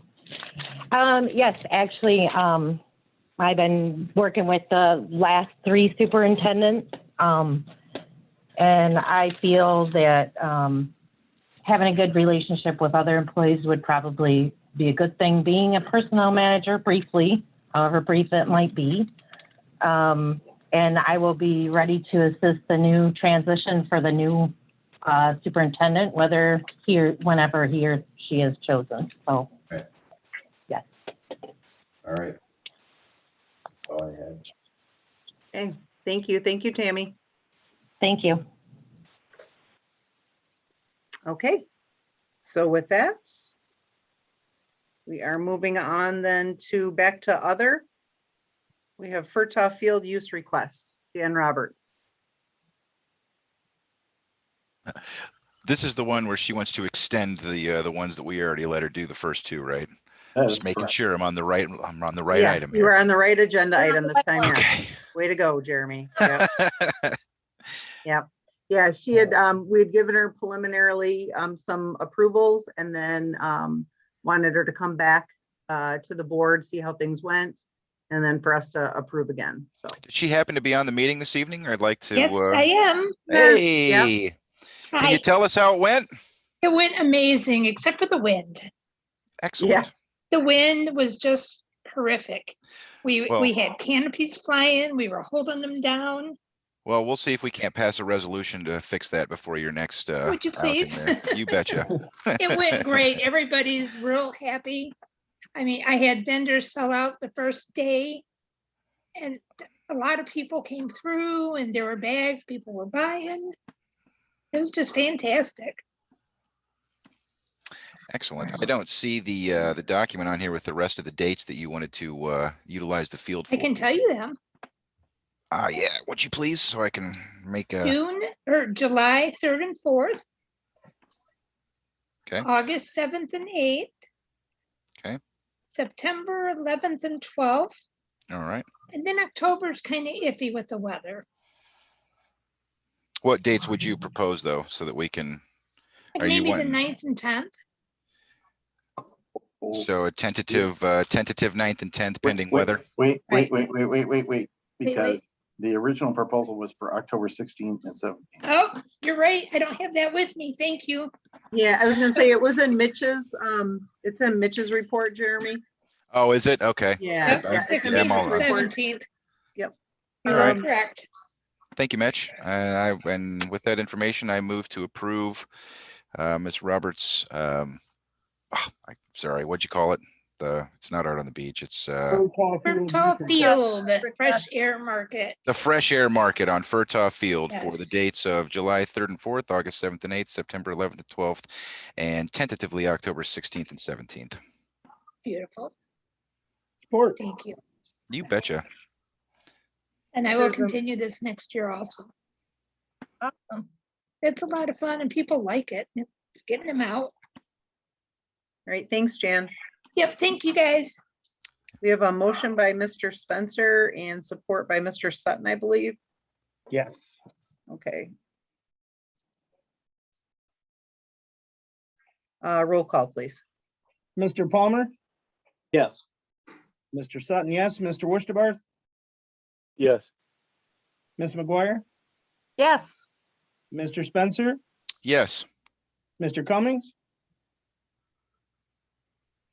Yes. Oh, There. gee. Ms. Richards. Yes, motion carried. I made you wait. Yeah, I thought we lost you again. On the edge of our seats. Yep, motion carried. All right, moving on to bench application approval. So this is to facilitate requests for memorial benches. A bench application has been developed to kind of formalize the process, be able to track such requests. It's asked that the board make a motion to approve the application as presented. I so move. Okay, I'll second. Motion by Mr. Spencer and support by Ms. Richards. Roll call, please. Mr. Cummings, Yes. Mr. Palmer, Yes. Mr. Sutton, yes. Mr. Wishbarth, Yes. Ms. McGuire, Yes. Mr. Spencer, Yes. Ms. Richards. Yes, motion carried. Next is the movies by the pier from the CVB. That's pretty straightforward too, so. I would move that beginning on Wednesday, June 30th through Wednesday, August 25th of 2021, that movies will run on Wednesday nights, pending weather at the Oscoda Beach for a total of 9 weeks, beginning at dusk. Support. Support. There's a motion by Mr. Spencer, support by Ms. McGuire. Roll call, please. Mr. Spencer, Yes. Mr. Cummings, Yes. Mr. Palmer, Yes. Mr. Sutton, yes. Mr. Wishbarth, Yes. Ms. McGuire, Yes. Ms. Richards. Yes, motion carried. Next on is FERTA moratorium request. Mitch? The board received a letter, I'm quoting, asking the township to take Furtaw Field off of the disposable list for 6 months. The letter signatories have asked to address the board regarding their request. And so I put this on the agenda for you to discuss and act upon. I don't see anything happening on Furtaw Field right away or right this very second. And I don't necessarily think that a moratorium is required. I believe that the folks involved with their idea of putting the museum on Furtaw Field have plenty of time to get some ideas to the township for review. And I don't think we need to take it off the disposable list because it needs to be disposable so they can put a museum on it should they get that approved. Okay, any other board comments? Yeah, I guess I'd like to challenge the EIC committee to put out a few RFPs or develop a few RFPs for both private or mixed use. And maybe they could report to us by the last meeting in July. But I'm in agreement with Jeremy to keep it as is at this point in time. I like the RFP idea. The having an RFP go out, which would give these folks, Mr. Griffith and Mr. not Frost, Mr. Glass, the opportunity to get something put together to reply to one of the to an RFP. I think that we should do something like that. That way, everybody gets a chance to have their say, and then we make the decision, and then we're done with it. Okay. Bill, just- were you gonna say something? Yeah, just going to add that, if developers come into a community, often they want to work with the community. The project that these folks are talking about with the Historical Society and so on might be able to be incorporated into a project. And so, there's a lot of things that could happen. I think, we're, like Mr. Spencer said, there's nothing on the table right now or in the immediate future that we're looking at. But like I said, developers could possibly incorporate some of these ideas that some of these folks have that they would like to see on Furtaw Field.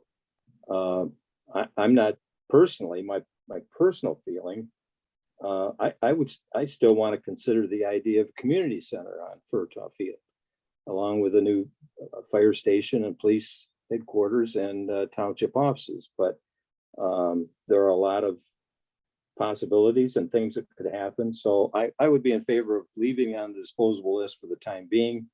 And we do an RFP and people can bring in some ideas and some thoughts, and we'll have something to look at and to work on. What's the deadline we're thinking of for putting this on, for doing this, getting these RFPs and putting this together? Are we looking at a couple Well, months? What are we thinking?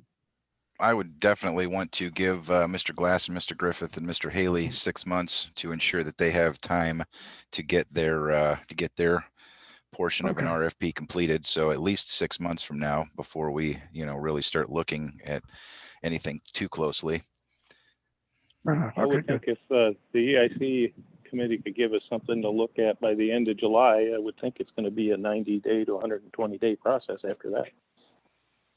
Oh, you mean for the something to look at for from an RFP standpoint, some Right. documents From an RFP requesting, yeah, standpoint, Right. yeah. So And your I thought will- would be, Steve, then that we task the EIC to draft an RFP that would come back to us before it went out, correct? Right. Correct. We have a chance to look at them. I think there'd be 2 RFPs here because it sounds Mhm. like their ideas were mostly, kind of public use, but then also, we want to see what mixed use looks like. Right, So I think there'd be like 2 separate ones. right. So maybe like you said, the end of July to get back with us, like with some I'd say suggested RFPs. the last meeting in July, give them as a Mhm. goal to get kind of the RFPs to us. I'd like to see them by then. Okay. I like Todd's comment thought. that he just put too. Hmm. I like Todd's comment that he just put in the chat about having a few town hall meetings, gather information from the public before that time too. Sounds good to Right. me. Absolutely. Right, good. We may even challenge the EIC to include putting in the residential side, if you will, of the RFP instead of the commercial, where the local residents are going to do it, take charge of it, to include in there something where maybe one of the commercial developments could include the historical society. Mr. Cleary, could you please mute your microphone? I just Thank you. did. Sorry, most people that are just zooming in don't know that they're not muted when they come in, so.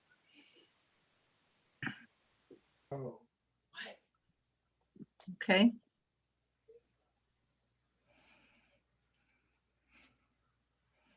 Okay, next. Was that you, Jamie, that said that? Yeah. All right, well then, I guess, do we need a motion to do that? I would assume so.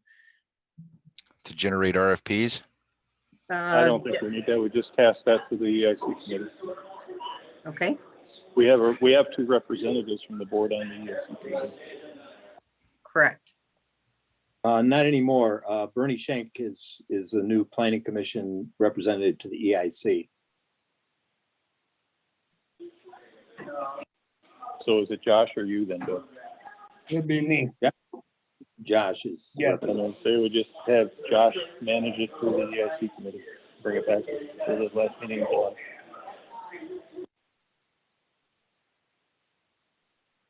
Todd, are you good with that? Yep, he just said that he's gonna bring this to the EIC tomorrow. All right. So I guess, do we need to formally act in regard to the request? Or would this be considered action? I think they were asking us to act and we're saying no right now. So, Okay. All right. Okay, with that then, moving on to the 4th of July Parade Grand Marshal request.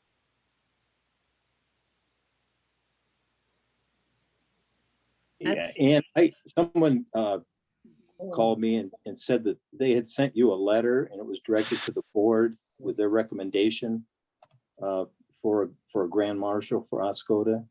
I didn't see that in the packet. Do you have that letter? I do. I mentioned the person's name. I guess I hadn't put it on. I didn't forward it on. Sorry. It was Rosemary Netwig, and I said that on Friday. And her recommendation was for Chris Kitchen. be Oscoda's Grand Marshal? Yes. And actually, I did share that with Lisa Sutton, the superintendent, obviously, at Oscoda Township. And they're going to be discussing their grand marshal at their next meeting, June 21st, I think. So But I can forward the actual email from Rosemary that I did mention on Friday. I'll make the motion that we have Chris Kitchen be our grand marshal for the 4th of July parade. Or Okay, there is a motion by Jamie McGuire, or I'm sorry, Miss McGuire. Sorry. Support by Mr. Sutton for Chris Kitchen as the Grand Marshal for the 4th of July parade. Roll call, please. Mr. Spencer, Yes. Mr. Cummings, Yes. Ms. McGuire, Yes. Mr. Wurstabarth, Yes. Mr. Palmer, Yes. Mr. Sutton, yes, Ms. Richards, Yes, very much so. And I will pass that on to Oscoda Township as well that we did act this evening. And thanks, Rosemary. I did verbally share that on Friday, but I did not forward it on. I apologize. So next, moving on to the Superintendent Interview Committee.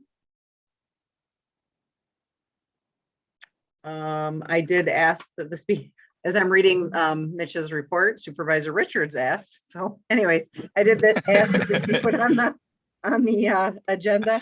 So we have gotten 4 applications so far. We do need to form.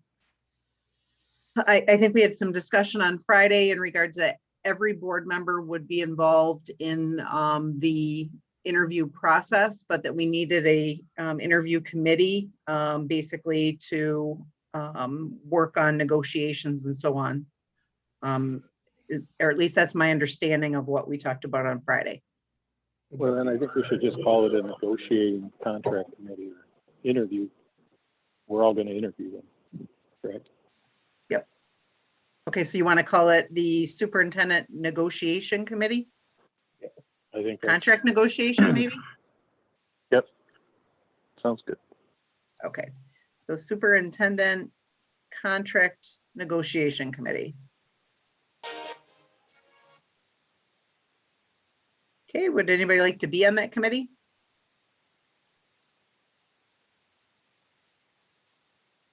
I was on the previous one. I'd be happy to do that again. I nominate Mr. Palmer I was on the, and I Mr. was on the Cummings. previous committee as well, and I would be interested in doing it as well. Sounds good to me. And then maybe Ann? Either myself or, yeah, I guess I was thinking Josh because of benefits, but I think probably me. that is all you. All right, so is everybody good with the Mr. Palmer, Mr. Cummings, and Ms. Richards for the contract committee? And obviously our attorney. Sounds like a plan to me. Do we need a motion to create that committee, or can you just create it, Ann? I don't recall. No, we need a motion. No motion. Okay. Well, then I will move that we create a superintendent negotiation Contract committee. contract committee, Yeah. including Mr. Palmer, Mr. Cummings, and Ms. Richards. And of course, Mr. council. Friel. Yep.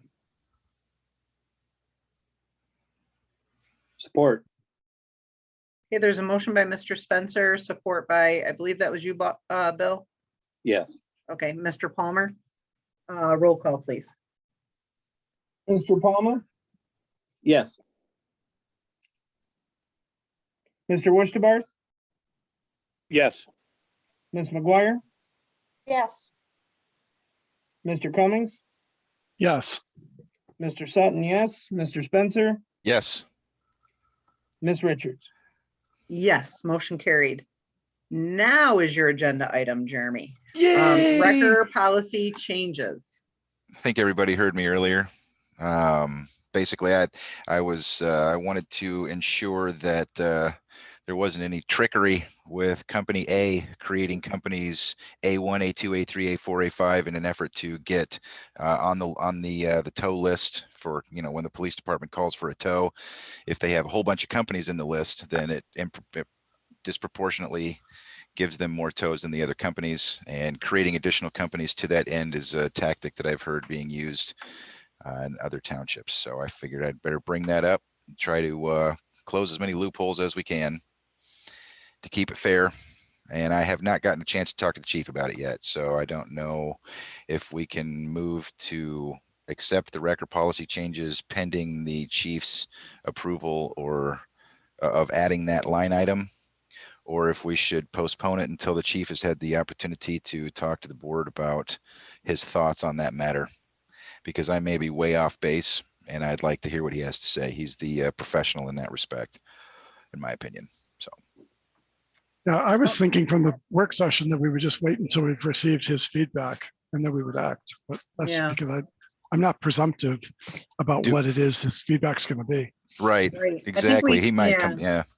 His email just indicates that we need it in place by the 1st of July. So we do have time, right? We have a meeting June 28th. All right. Well, then I move to postpone the record policy changes document approval until our chief, Mark David, has had a chance to discuss it with his officers and the board.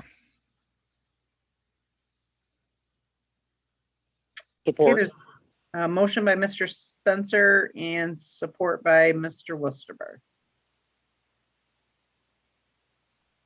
to postpone Until our next regular communication. regularly scheduled meeting. on Indeed. Yes. June 28th. Okay. All right. I feel like that was a line from a movie, but okay. June 28th. All right. Roll call, please. Mr. Palmer, Yes.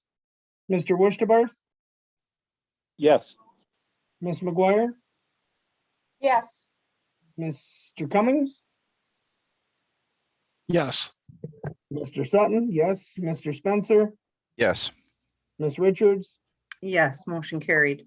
Next on was our agenda edition of the community 4th of July picnic. That has been a joint effort with the Rotary and Lions for, I think, Ms. Reitler said 7 years. I'm sure, Bill, you can add more to that, but it's been very well received in the community. And they were just kind of pulling everything together and realized they needed to get it on this agenda so that they could start advertising. So she apologized for the late notice. I move to approve the festivities on the beach on the 4th from the, what is it? The Chamber of Commerce and the Rotary Club. I think it's the Rotary and the Lions. Rotary and Lions. I apologize. Rotary and Lions Club. Yes. I support that. So there's a motion by Mr. Spencer and support by Ms. Richards. Roll call, please. Mr. Wusterbarth, Yes. Ms. McGuire, Yes. Mr. Cummings, Yes. Mr. Sutton, yes, Mr. Spencer, Yes. Mr. Palmer, Yes. Ms. Richards, Yes, motion carried. All right, well. Did we get that done in 2 hours? Wonders never cease. We are at 9:04 going into public comment, but Fantastic. all right. So that being said, sorry, that being said, we are going into the second public comment section of the meeting. At this time, you can speak on something that was on the agenda or not on the agenda. That being said, you have 4 minutes. Just finding my timer to speak. And again, you should have the ability to unmute yourself. You need to state your name. And let's go. Public comment. You can use the raise hand feature as well, or *6 to unmute yourself. I already heard Mr. Haley. I think he's chomping at the bit. Sorry. I'm sorry, did I hear somebody? Mary? Hello? Mary? I had a public comment. Okay, and who is this? Justin Griffith. Okay, Justin, go ahead. I was very appreciative that we made the agenda tonight. I believe that the community is very fired up about using Furtaw Field. And I hope we get a good opportunity to present our facts and ideas. And ever since I started the Friends of Furtaw Field and walking the dogs around town, a lot of people have come up to me and asked me, how do you use Furtaw Field? What's the process? And, throughout time, since the LOI from Renovari, people have said that nobody uses it. And, it would be nice if there was maybe even a plaque at Furtaw Field that said, to use Furtaw Field, call the township. We're trying to get the information out there. There are a number of people that are working on ideas, from skating rinks to 60-foot Christmas trees built with a TV antenna tower, and holiday related activities like pumpkin in the park, Christmas tree decorating contest, a lot of things, and we are interested. We want to keep it, and the several of us that are really working hard, looking at endowment funds, taking the burden of the township, taking the financial burden of the township away and putting it on the people, to the activities, to the historical society. We are anxious, and we don't really aren't really interested in a mixed use, and we really hope that you look at our RFP. And I'm not sure. I was listening to that intently, and I'm not sure if we have till the end of July or we have the end of 6 months. I know I'm involved heavily in the canoe marathon, so the end of July kind of takes me out. But we're actively trying to do something and very intently working on it, and I hope you pay attention to that. Thanks, Justin. This is Mary. Okay, Mary. Mary. This is Mary Smith. Okay, Mary Oscoda Smith. resident. Okay, thank you, Mary. Thank you. Historically, when citizens trust their elected officials to make good decisions, they do not show up at public meetings. But in Oscoda, for the past several years, there has been much anxiety and interest on the board action. When you have 56 participants in your meeting, to me, that indicates mistrust. There are two hot button issues that are ongoing, primarily Furtaw Field, and now, raised recently, the property adjacent to the Oscoda Township Beach Park. We've also been waiting for the other shoe to drop regarding a new township government complex, which hadn't been mentioned for a long time until tonight. Face-to-face meetings should happen by late July at the earliest, with large audience participation and capacity. In time, hopefully, the issues will be resolved to public satisfaction. And again, the library will be a suitable venue when things calm down and the public goes back to allowing you to make decisions without a huge majority showing up at your meetings. Thank you. Thank you, Mary. Would somebody else like to speak? Yes, Brian Haley, can you hear me? Yes. Okay. Reiterating a little bit from earlier, in the recreation master plan, you had a priority to put a plan together for Furtaw as a recreation site, event center, all things included that way for the public use. And the past board failed to do that. They did not do that, and it was on the priority list to do that. So these are the things we're talking about. And then, like I said earlier, Mr. Palmer stated to the public at 2 public board meetings that they had tried. So as supervisor, and you know what it means when you're trying to get grant money to implement a program. You know it full well. So it will take 6 months to put the plan together, because I have a grand plan, and it involves the schools, the township, everyone. So I have not met face-to-face with Justin or Mr. Glass. We will put it together that way, but that takes time. We're not to be under the gun when the past board, in continuation, I hate to be this direct with this board, but it's still in the Recreation Master Plan. So these are competing forces. I'll end on this. Let's end on a positive note.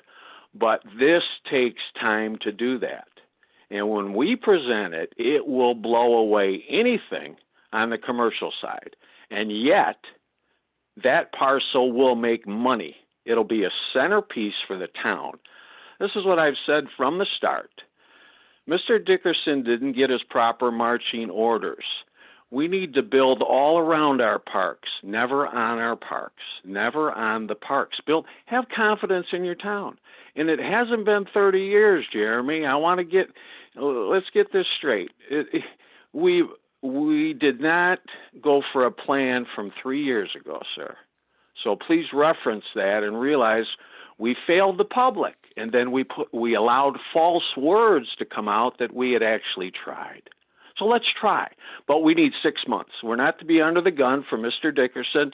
Let's compete in 6 months. We'll have a full plan before you with granting opportunities listed, top to bottom. We will have engineering services. Look what we put together. Let's do this. Build around our parks, guys. You've got the wind at your back. As I've said before, 85% of this town wants development. We're there. Have some confidence, and don't just take something just to do it. It hasn't been 30 years. It's been 3 years, and we didn't implement that plan. Okay, thanks. Thank you. Okay, I have a raised hand, Mr. Taser. Hello. You should be able to unmute yourself. Hello, you got me now? Hmm? Hello. Hi. Yeah, I think there's been a lot of talk about a lot of things, and I just wanted to state that there are a lot of issues facing Oscoda Township, and I would like to know when some of these issues are going to get addressed. I don't want to talk about all the Furtaw Field is one thing, the beach is one thing, but we don't have a downtown plan right now. I think we need a downtown plan, an actual plan as one of the strategies for RRC certification. I think we are not addressing all of our housing issues. I know that there's a couple ideas out there, but I'd like to see us pursuing our zoning to improve our housing problems, small lot cluster developments, things of that nature. I'd like to know what our stakeholders have to say about our how we're doing in the township, what their needs, and are we addressing our stakeholders on a regular basis? I know with COVID, it hit us pretty hard that we couldn't have stakeholder meetings, but that seems to be lifted now. And I think when we are setting our priorities, we need to make sure that we set our priorities with all of our people in mind. And I think a major one of that would be our major employers. There is a work shortage, a people shortage right now in our community, and it's hurting all parts of our community desperately. But for the long term, our major stakeholders, they have jobs, they want to come here. We have to address those housing, and I know we are having some of that, but that the needs are going to outgrow that really quickly. And I believe our zoning needs to be corrected and looked into to see how we can accommodate new methods for housing developments and for workforce housing, what the needs of those are. And I think the way we do that is through our stakeholders, the ones that are having the problem bringing people in because of lack of housing. So that's all I have to say about that. And thank you. Thanks, Bob. Okay, anybody else for public comment? You can either use the raise hand or should be able to unmute yourself. I think I see a raised hand someplace. Norma? You should be able to go ahead and speak. Norma? Well, I asked to unmute anyways. Norma? Hi, can you hear me? Yes, I can. All right, first of all, I have to commend your stamina. I was ready to go to bed at 8 o'clock, but I'm trying to hang in here. I spoke earlier, and I just wanted to reiterate a couple things. Like I mentioned, I spent several hours going through the master plan of 2021, and a gentleman had commented earlier, there's no plan. There is a plan. There is a plan. But the plan's not being implemented. And so when I looked at the master plan, and they were talking about the assets of the community, and they're talking about the housing and job opportunities, community facilities, recreational was a big plus about what Oscoda has to offer. And when they talked about Fertile Field, they said that it's a 3.3 acre parcel that had been recently transferred to the township. And it functions as a town gathering spot that boasts the famous Paul Bunyan statue and is currently being utilized by the community for events, and that the service area was regional. And then they did a survey of what the community wants. And one thing was a community center. It also mentioned, they want, retail shops, they want restaurants. I mean, you guys have access to the master plan, you know all that.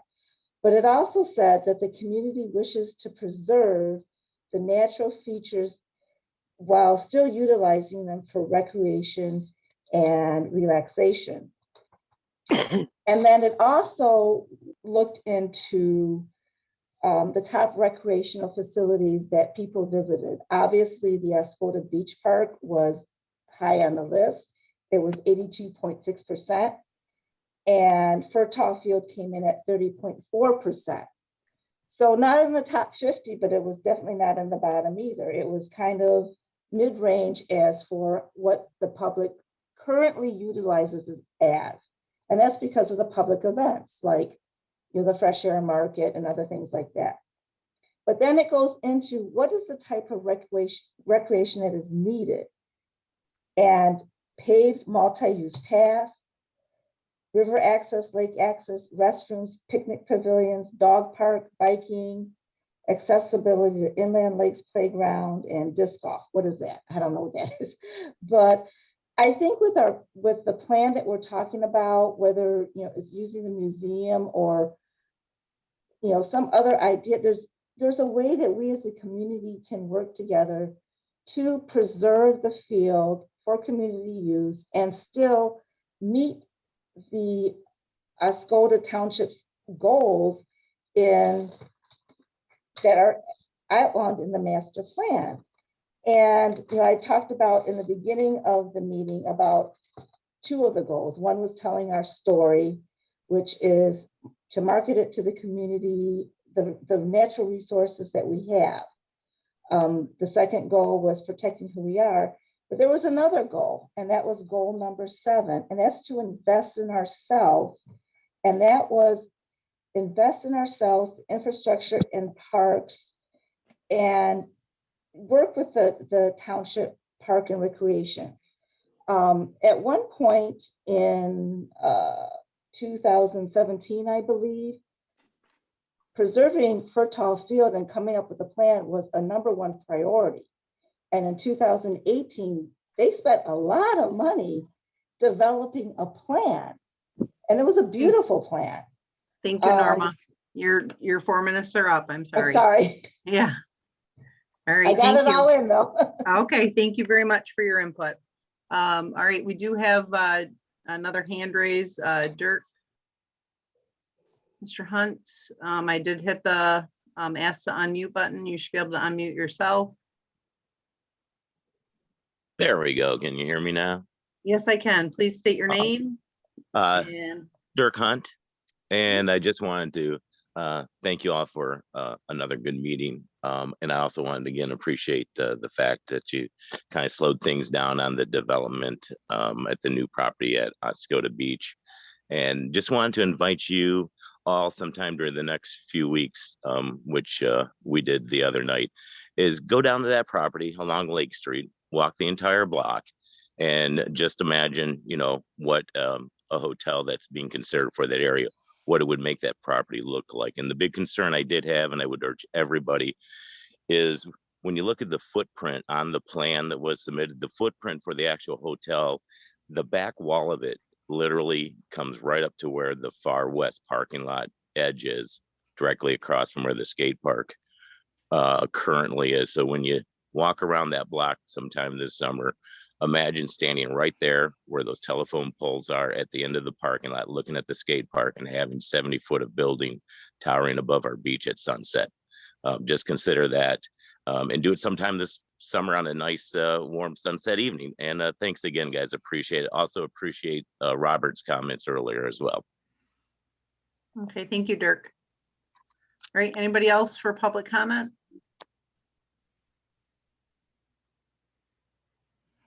I do not see any more raised hands.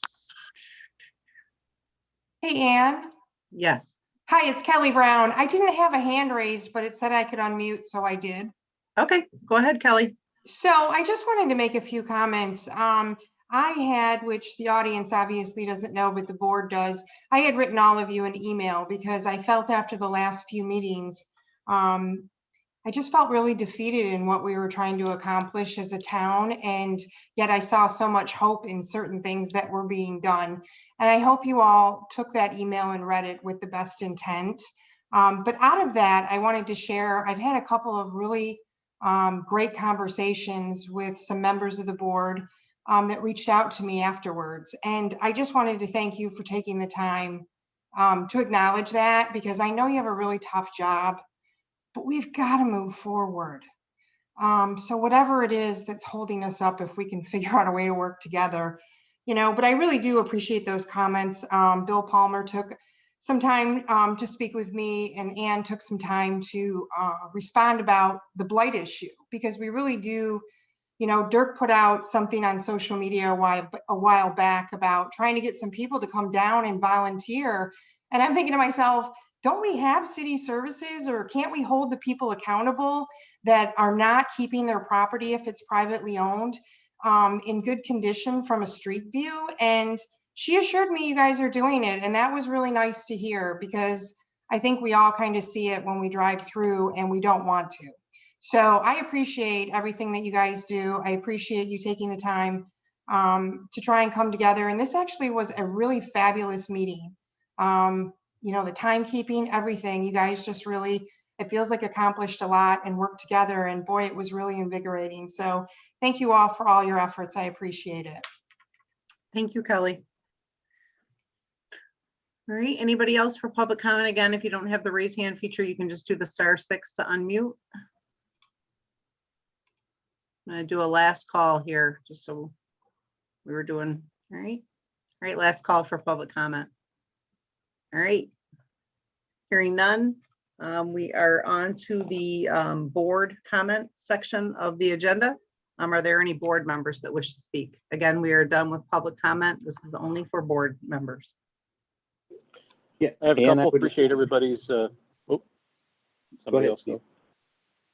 go. I just want to say thank you, Ann. You did a great job running the meeting tonight. I think we've got some good evidence that we can do this in 2.5 hours. Hence less the communication issues.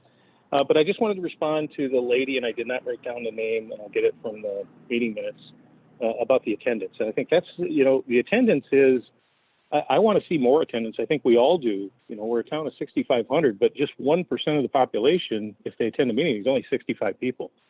You know, I'd like to see us have meetings with, you know, 100 of people.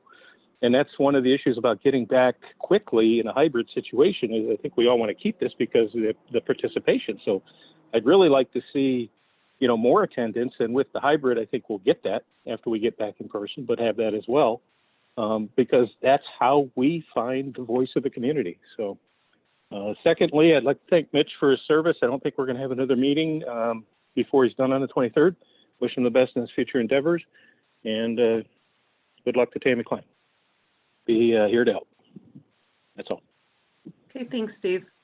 Bill, did you have something, I think? Yeah, just a couple of things I wanted to mention. I mentioned at the last time, there's a national fishing walleye tournament that's sponsored by Cabela's and Bass Pro Shop. It's a national tournament. It'll be nationally televised.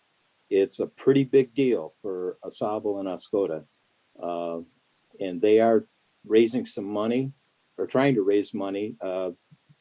They have to put up, I think, about $25,000 from the townships to, from the local communities to put this on. And so I would encourage anybody that can or would like to, or if they need volunteers as well, to participate in that. I'd also like to mention, there was a question posed earlier in the meeting about the plan for Furtaw Field. Back in about 2017, somewhere in that neighborhood, the board was looking at doing some improvements to the beach park and to Ratliff Park. And at the same time, and at that time, we hired an architectural landscape architect firm to help us with that project for the beach park and for Ratliff Park. And at the time, we were also revising a master plan, and there were a good many comments in that master plan by people saying, you know, do something with Furtaw Field. They wanted something to be done with it. People were sort of tired of it just being an empty field. And so we included Furtaw Field to come up for Beckett and Rader to come up with a proposal for doing an improvement on the park. And basically what they came up with was putting, bringing up the basketball courts and the skate park from the beach park up to Furtaw Field. When we hired them, part of the contract with them was to also find funding to pay for these projects. And like I said, primarily we're looking at Ratliff Park and the beach park.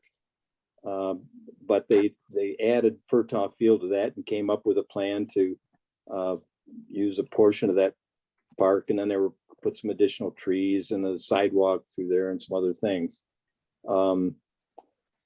At the time, people weren't happy with that. They said, no, we want to keep the skate park and the basketball court at the beach park. That's where the kids like to play. So, and like I said, part of the contract with them was to search out grants and funding for these projects.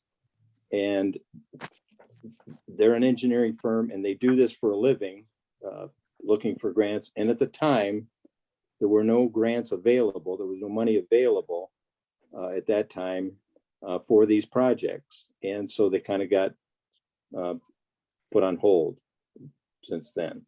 And that's the history of what was talked about earlier. It was Beckett and Rader that was pursuing grants for those three projects. Thank you. Thanks, Bill. Any other board comments? I just wanted to let everybody know that the summer 2021 taxes are ready to be viewed. You can see them online. Stop in and get a copy of them. Give me a call. I can look it up for you. But they're going in the mail July 1st and due on September 14th. Oh, that's not very nice news, Janie. I'm sorry. That's a good one to end on. By the way, here comes your bills. Anybody else? Yeah. Summer. Oh, I'll toss out some things. I got, Mr. Haley said it's only been a couple of years. Well, since the last thing that was supposed to be developed over on Furtaw fell through. But I'm 42 years old, and they tore that baseball diamond down. And when I was probably about 12, I'm ballparking here. So it has been 30 years since that land has been sitting there vacant, and it's been sitting there and sitting there. And now at the 11th hour, the township finally decides we want to do something and to make the town better, and everybody's going to throw a fit. Well, that's their right, and I appreciate their comments because they're citizens and they live here too, and they have a say. But it would be nice if we could have had all of this initiative, 10 years ago, 5 years ago, when the field was still just sitting there, and it would be, and I'm actually excited for this RFP process that Mr. Woosterbarth mentioned, because we're going to get to see the town be able to put forth a plan. And, and as long as nobody contacts any of the people putting the plan together over the weekend and sends them hateful emails, hopefully we can get that done. But what my fear is that this is that the Furtaw field use right now is everybody's using it. Oh, we're going to have all these events on there. We're going to use Furtaw Field. Well, what happened to the Friends of the Fireworks? I seem to remember that was a pretty doggone big busted item there. And that had one of the highest record turnouts at the township hall when they tried to move the fireworks off the beach. And so they decided that they'd put some money towards it. And then a couple of years later, interest gets lost. It's no big deal. They're not trying to move it anymore. And that interest went away. And so did the collection for those fireworks. And so now it's all back onto the township. And I'm afraid that we're going to have this big blustery performance of don't you touch our field. And then 2 years later, nobody's using it again because, we're just, kind of lost interest. Nobody's trying to develop it right now. So we're not going to throw a fit. But it is good to hear that the township is coming together. I can't wait to see Mr. Haley and Mr. Griffith and their plan that they're going to come up with. Specifically on Mr. Griffith's comment, when you said the end of July, that is what we're asking the EIC to have some RFP documents ready for us to present or put out to ask for the request for proposal. That is not your deadline. That's that's a soft deadline that we've given to the EIC to say, hey, here's the document that's going to add to the official request of what we'd like to see on Furtaw Field. And I would encourage you to get a hold of Mr. Dickerson there and make sure that on the RFP side for the residential side of it, that you guys can have the RFP ask for all the specific things that the town wants. And I think that Mr. Dickerson's talking about having a bunch of meetings to hear your thoughts. So I'm sure we'll get to hear all about those. For Norma on the downtown plan, you said there is a plan, and there is a plan. There is a master plan. Mr. Taser was referring specifically to a downtown plan, which is the downtown, not the entire township. And there isn't really a downtown plan at this time that I'm aware of. That's what he's asking for, is for the development of that plan. Other than that, I think that we're on the right path. I think that people are starting to come out, and I am absolutely ecstatic about the attendance at our meetings for Mary. You say that that's because the township doesn't trust us. I disagree. I think that they're coming out because they want to hear what we're doing, and we're telling them. And so we're all going to get to make the decision together.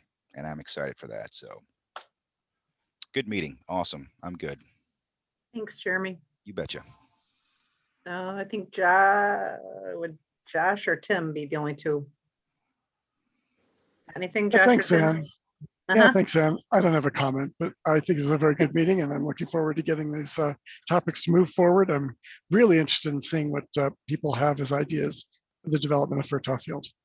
I would like to echo that as well. I think we're coming along as a board and we're working with the community. And I think as we continue to work together, it's not always going to be easy, but as long as we all listen to each other and get out here, I think we're going to be just fine. All right, thanks. I guess I was gonna kind of copy, or not copy, but cover what you said, Jeremy, in regard to Justin's question about the timeline. Just because I know he's very heavily involved in the canoe marathon, and we are very thankful for that. But bottom line, there is not a deadline to submit any kind of a proposal for Furtaw Field at the end of July. That is the timeline that we're hoping that to get something back from the EIC in regard to RFPs for what what a community use would look like and a not community use, or the combination of both. I think, so anyways, the RFP would come back to us, and then it would be issued with a timeline, you know, that could be 3 months, 6 months, whatever we decide it is. So that being said, thank you, everybody, for a good meeting, and look forward to moving forward with some, hopefully we get a few more candidates for superintendent. Like I said, we have 4. It'd be nice to have a few more. And we can start that interview process. Sorry to see Mitch go, and wish him all the best. And but we obviously need to be able to move forward as well. And thank you, Tammy, for stepping up and taking the added responsibility. And I would enjoy working with you closely so we can keep this township going in the next month or so until we get a new superintendent in place. So with that, everybody have a great night, and hopefully we see some positive comments on Facebook tonight. Hey, Woo! All right, with that, let's adjourn this meeting at 9:37. Thank you. Good night, guys. Right. Good You need night. a motion to adjourn? Yes. So I'll moved. motion to adjourn. Sorry. Sorry. Yeah, that's what I meant. I was the good catch, Jamie. Good catch. Hey, Yeah. I keep here for a while waiting. Yeah. All right. Now I need to find the control thing again. Okay. Good night. All right. Good Talk to you. night.